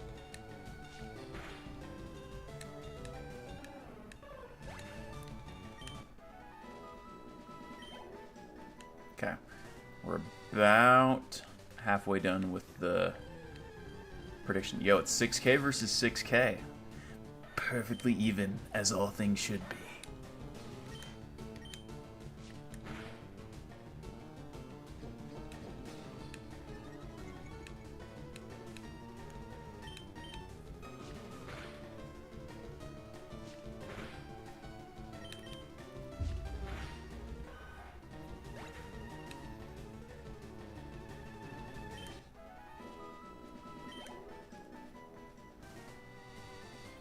Okay. And all right.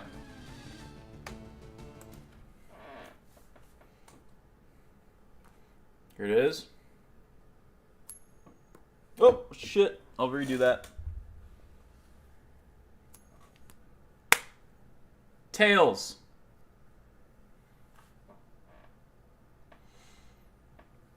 The answer is Tails. Who's losing? Goated polls. I thought it was so funny yesterday in chat. Someone asked me if we actually like Arvin, and it's like, yeah, we do.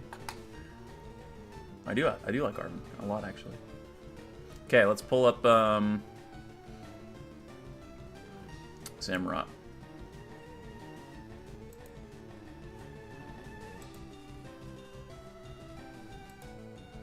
I'm interested. I want to expand this browser window for y'all. Make it a little bit bigger. There we go. Okay. Okay, your first Samurott, of course, in black-white base, actually looks really sick. And it's got to have the lines hollow pattern, right? But this actually... Oh, okay. Wait. So this is an alternate art in black-white base, and this reminds me a lot of the starters in Diamond Pearl base. Remember? You know what I mean? Like, for example,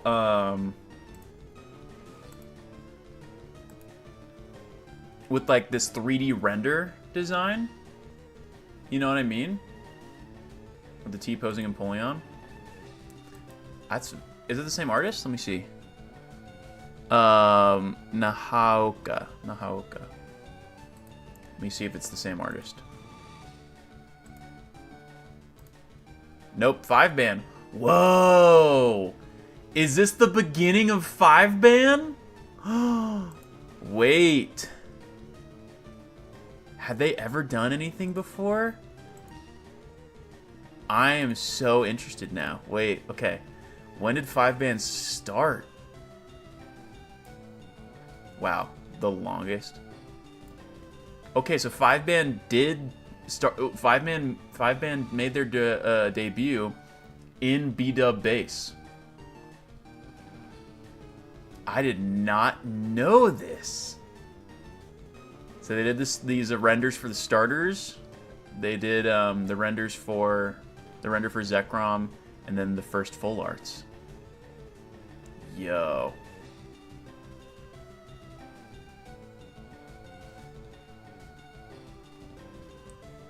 Wow. We're learning lore. We're learning Pokemon lore right now, dude. Okay. Boundaries crossed. Very cool art. Oh, it's not populating the art. Page not found. Sorry, Luxio says not found. Neither does Legendary's Treasures really populate the art, but at least we see the half. And then this is a BW promo. Is this also 5-man? Yep, also by 5-man. Steam Siege, and then only half, like no full arts throughout all of B-dub or XY or Sun Moon. Wow, nothing in all of Sun Moon either is crazy. Wait, no cards at all in Sun Moon. Steam Siege to Vivid is crazy.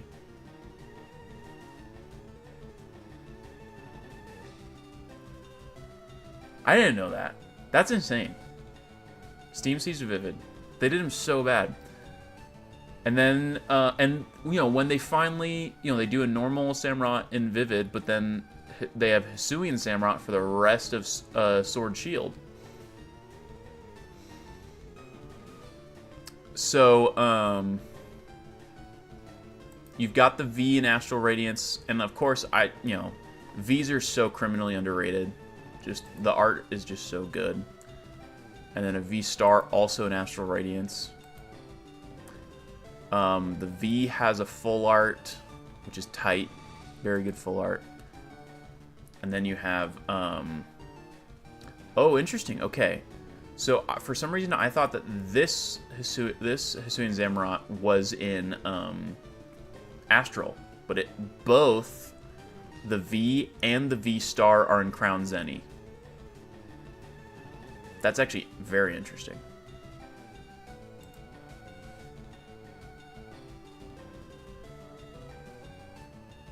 Very interesting.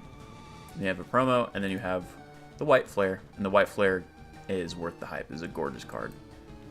Yo, show Chimecho, you coward. I have, like, several times, actually. I know, Chimecho's a Gen 3 Mon.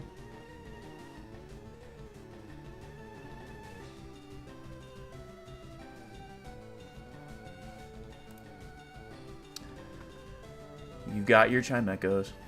Yeah, I think so too, Summons. It's just a great card. It's a great card. Here's your bell, Grayson. But yeah, Nick was talking earlier. He said that your buyer first time at Front Row in April found out why Arvin is the way he is. Yeah. So, yeah, some of the vendors. So, with certain vendors, and the thing is, like, the vendors that deal in high end, a lot of them are of a type, and the people that Arvin deals with the most are these high end vendors, and so he knows exactly how to work them, and he knows how to make content off of them. So he has no problem doing what he does because it works. Yeah. He's a great dude. He's a great dude.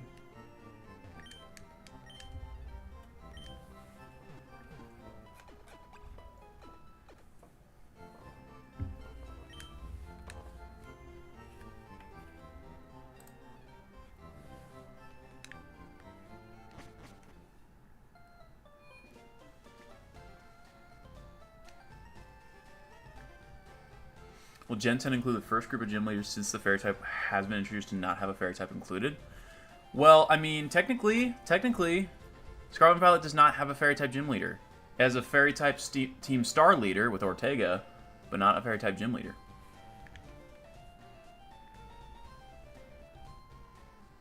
Yo, Summus.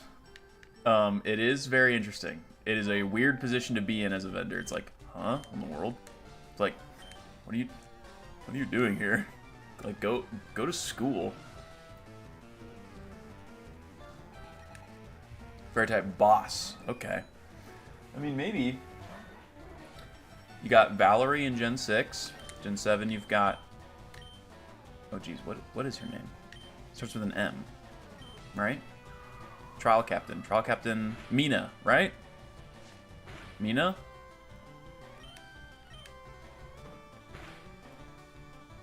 Then Gen 8 has the old lady. Wow, my Sandshrew is not ready for this. Sorry, Sandshrew. Opal. Her name is Opal. She has two, because Bead pivots from Psychic to Fairy.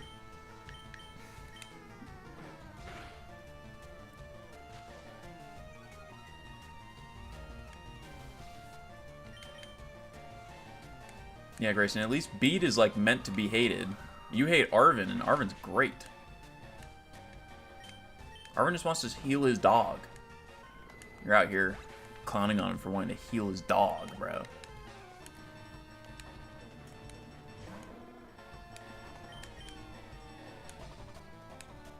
Bro, I'm gonna die. I'm gonna lose this fight. Your Bikel. Your bike is short for Bikel. Bro, I'm gonna lose this fight.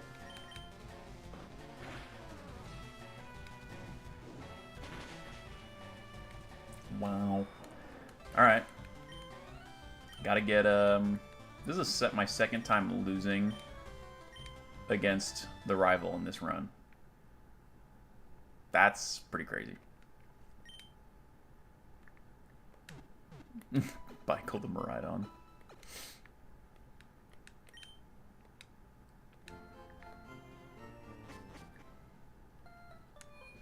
I want to catch a Zubat or evolve into a Crobat and have the Crobat be named Crobathu.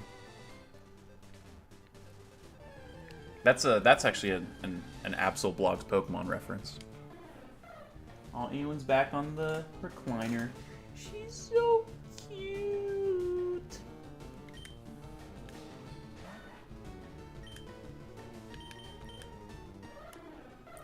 I love a win.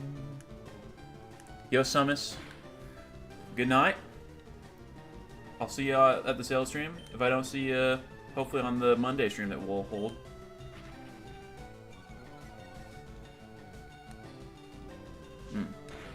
Worst bug type? Is that the question? Huh. I mean, screw Masquerain, dude. Screw Masquerain. Because, first off, if you need to catch it for any reason in Gen 3, it's so hard to find. Surskit is so hard to find. Right? It's useless in battle, but it has Intimidate, so it's annoying to deal with if you run into a Masquerain.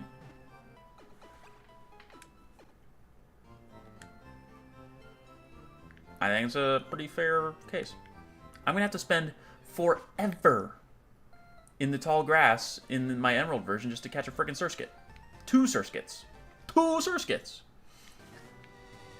We're going to need to... Well, and the crazy thing... So...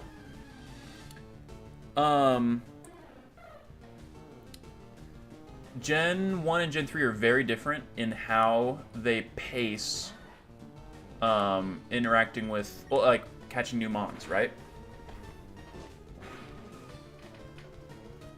Worst bug type, and you did A and then a lowercase a.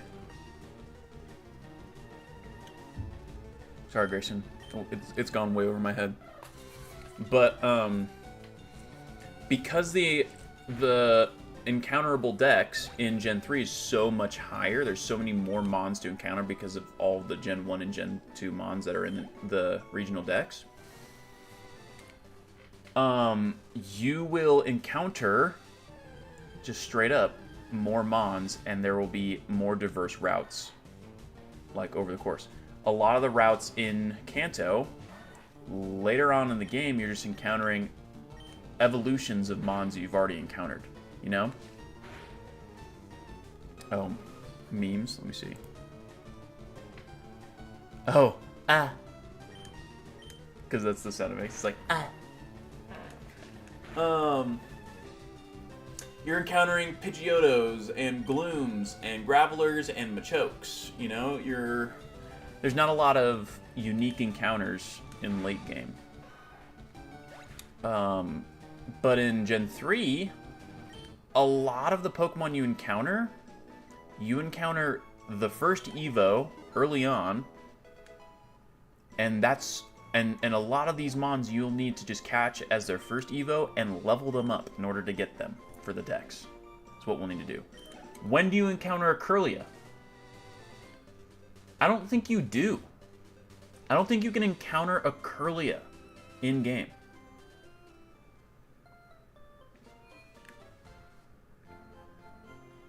So, which means that for the sake of the living dex, we're going to catch 3 routes. 3 routes. What is the plural of routes? Probably routes. 3 routes. 2 Surskits. When the hell do I encounter a Masquerain? You can encounter Lairon in the Victory Road, but, like, that's going to take forever. So we're going to probably catch 3 Aeron. Maybe.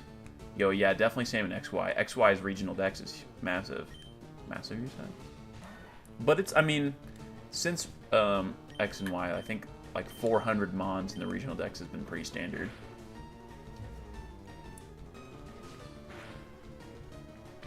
What is the Kalos dex? Is it 400? Both the regional Paldea and Galar dexes have 400 mons apiece. I don't remember what Sun and Moon's is. What is Sun and Moon's regional dex? Is it? Listen, man, I was 13. Yeah, I think the only way to encounter Surskit is on that like original route, like early on, dude.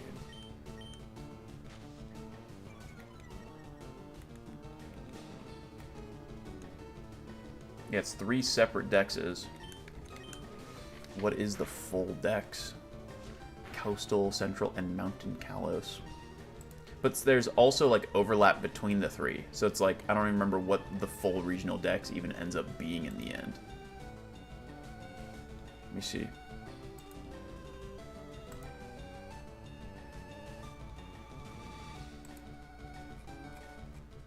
$151, 153, 150. So I don't remember what the overlap is, though. How much overlap is there? Because each one has about 150 mons apiece. 151, 153, 151. I need to know how much overlap there is, though. Yo, what up, Gastrodon? Gasty? How you been?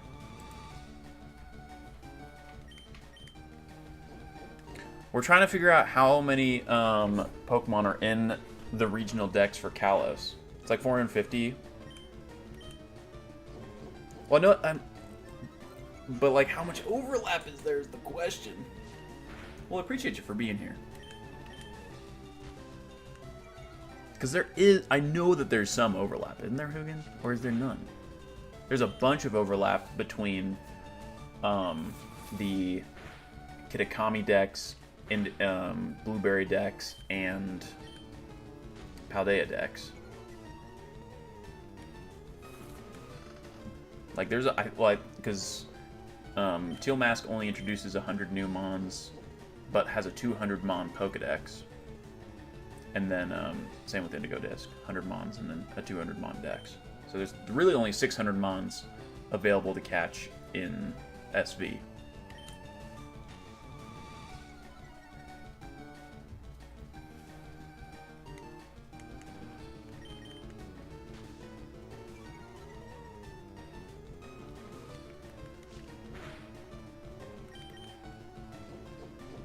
Pretty sure there's no overlap, so 450, or give or take.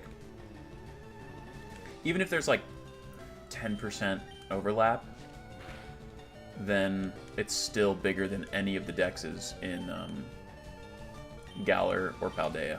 So, yeah. It is, and that's one of the coolest things about it, dude. The encounter tables in Kalos are so sweet for that exact reason. There's so many mons to encounter. Encounter tables in Galar are pretty bare comparatively because of the wild area. You know, so many mons that are encounterable in the Galar Pokedex are just in the wild area. Go. I like that guy. I like that guy too. Only that guy had good cards.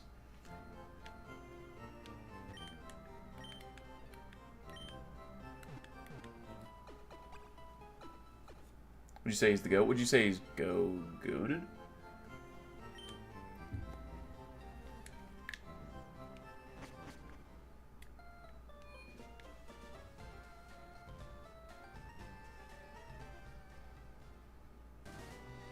But yeah, Gastrojon, we've done a whole lot of work. We've almost entirely cleared Fire Red as far as what we need for the living decks. Now we're just gonna do a playthrough of Leaf Green just to get the exclusives we need. And then after we do Leaf Green, we're gonna dive into Emerald. So yeah, Hugin, going from Gen 5 with 156 new Mons, entirely new Mons, no evolutions of old Mons, into Kalos with, you know, almost no new Mons. Like the fact that Vivillon is the only bug type. The fact that Diggersby is the only ground type. It's crazy. Besides Zygarde.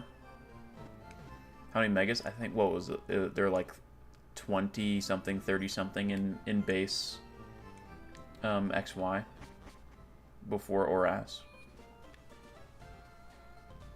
Yeah. Screw Megas. Megas are great, but they're broken. Though I was watching Smith Plays Pokemon, his video on gimmicks. First off, incredible video. Like, I think Smith Plays Pokemon currently is making probably the best Pokemon games content.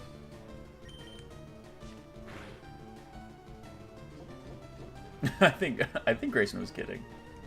But I mean, if he isn't, I'm gonna cry. I must be sad. He's just being dramatic.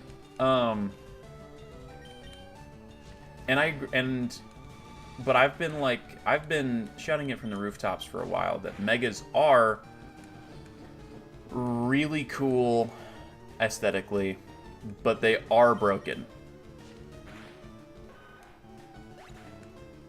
Just stop your crying, it's a sign of the times.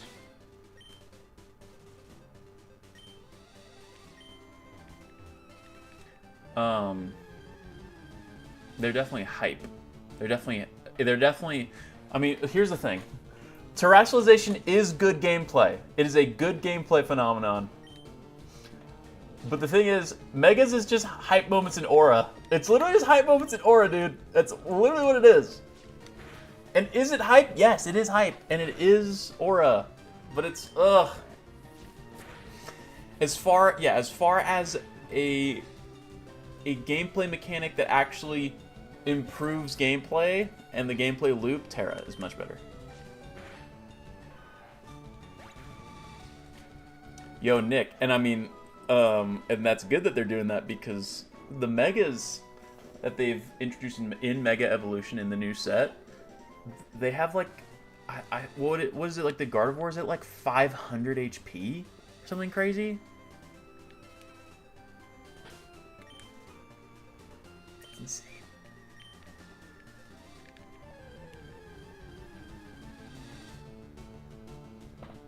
Yo, yeah, they've completely redone how Megas work in the TCG. It's completely different.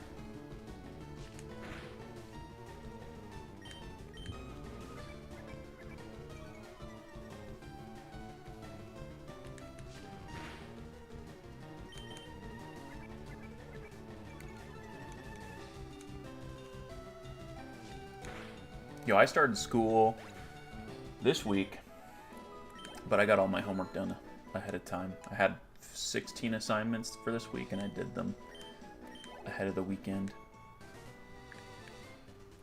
I am an academic weapon.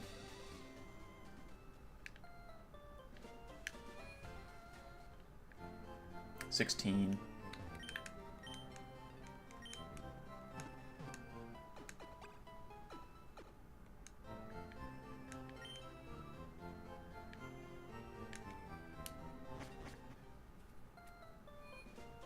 I just split them up by day. I did 4 on Monday, 4 on Tuesday, 4 on Wednesday, and 4 today.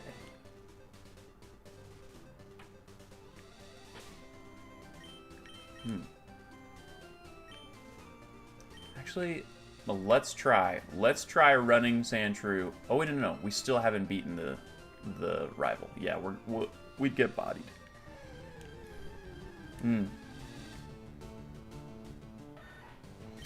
Nah, Hugin. That's the thing about being an English major, dude. They want you to write and they want you to read. Ugh. Luckily, though, for most of my classes, I already own a lot of the textbooks. Like, I already knew this digging into literature textbook from a different class. It's a great one, too.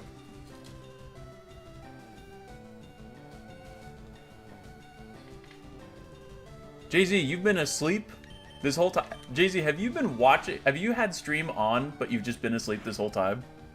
That's crazy.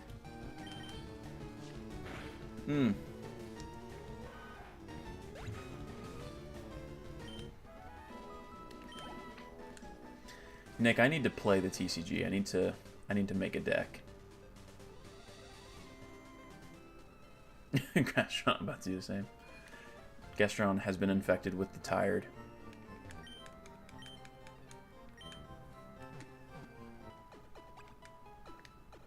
Well, we're about to wrap up here in a sec anyway. Well, let's see. How closer is Sandshrew to the next level? Not.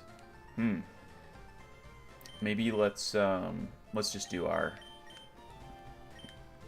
little thingies. I want to get away. Oh. We've got to get away. We've got to get away.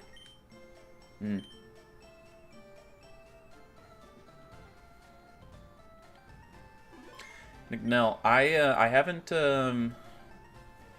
tried that TCG.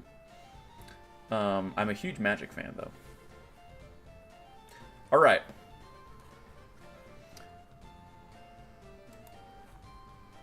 Let's do our... Yo, Fabled never came to stream. I'm so sad.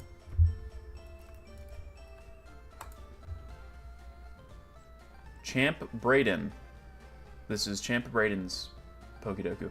Guys, we will know that I've made it when I do a Pokedoku. That will be when I've made it. Okay. When I am the one doing it. Evolves by level up and is a dual type. Tyranitar. Duh. Evolves by level up and can learn Flamethrower. Like every fire starter. So, Infernape. Evolved by level up and is a monotype. How about Ursaring?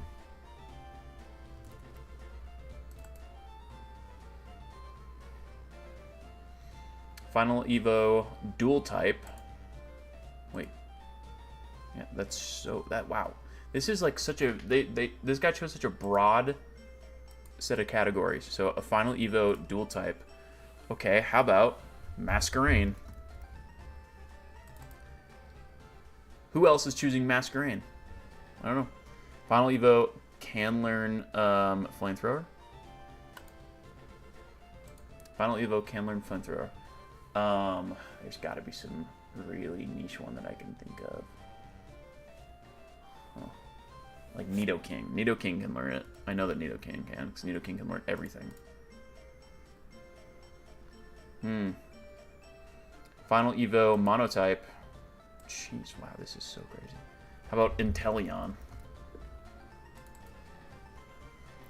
Kanto dual type. How about Dugong? A Kanto that can learn Flamethrower. How about Snorlax? I know Snorlax can. How about a Kanto Monotype? Let's do Chansey. 0.4% is wild. Okay. Let's see. We hit most common. Oh, this is so interesting. Look at this. Look at these normies, dude.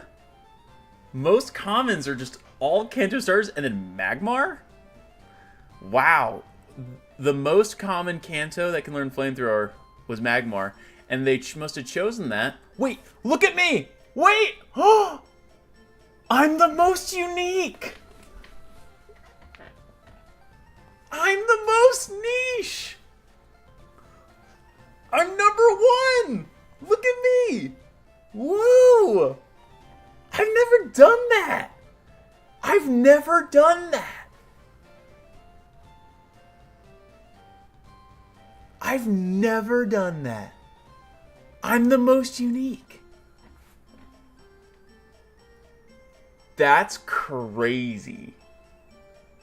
I had the most niche picks. Did I get any least commons? There's no way because of how broad these categories were.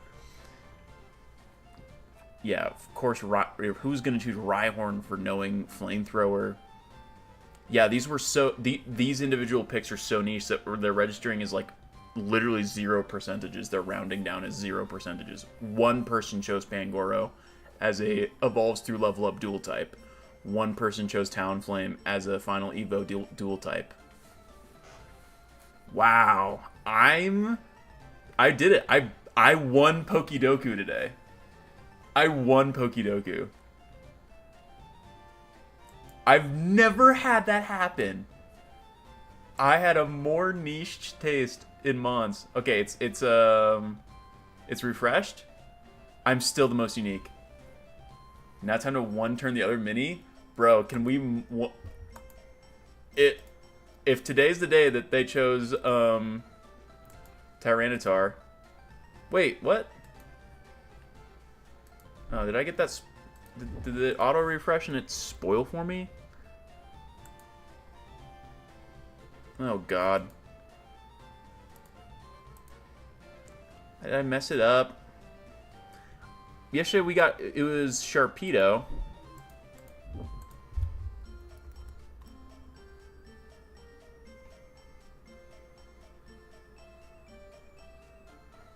You shot him before he sees left. What? I was just looking at TCG Player for certain stuff. Do I have an alt tab open still? I was checking prices on some stuff. I'm always just... I mean, I've been... Damn it, dude. Fabled? I was just talking about you. Where you been? I'm literally wrapping up. But Fable, you'll be so proud of me. Look at my Pokédoku. I had the #1 most unique game. The #1. I beat Pokédoku. I won it. Ugh. I'm so mad. Let me just get... Let's just do the 16th. Because I didn't stream on the 16th. So let's just do this one.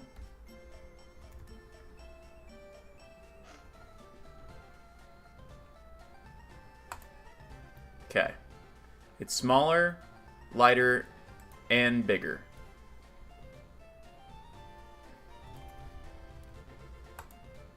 Gen 4, heavier but lighter. Okay. And then it's smaller but heavier. How about Shieldon? No. It's not a rock type.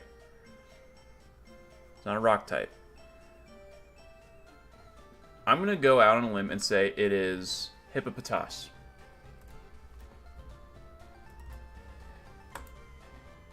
Okay. Good guess, though. I have to go even smaller and heavier? Whoa. That's crazy. Even smaller and even heavier. But it's not Shieldon because it's not a rock type. Shieldon would be my big guess. But, like, Tyranitar already makes it so it's not rock. Is it... Oh my god, is it Bronzor? Is it Bronzor? No. But that was a good guess. Okay, wait. That was a good guess because it was smaller and heavier. And eliminated 2 types for us. Okay, so it's between half a meter and 0.8. And it's still heavier. What other... And it's not a steel type. And it's not a rock type.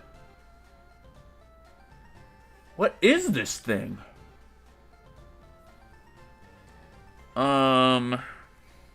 Gen 4.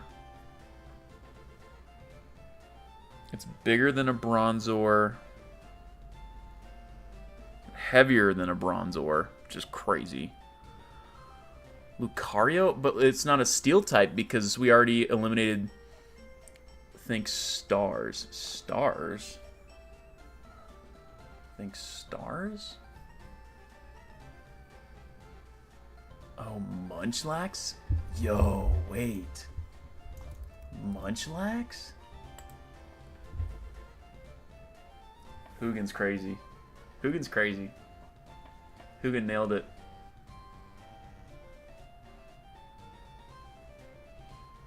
Wow. Munchlax in 5. Shout out Hugin. Good call. Wow, I'm still so proud of my number 1 Pokédoku game. I'm so stoked about that, actually.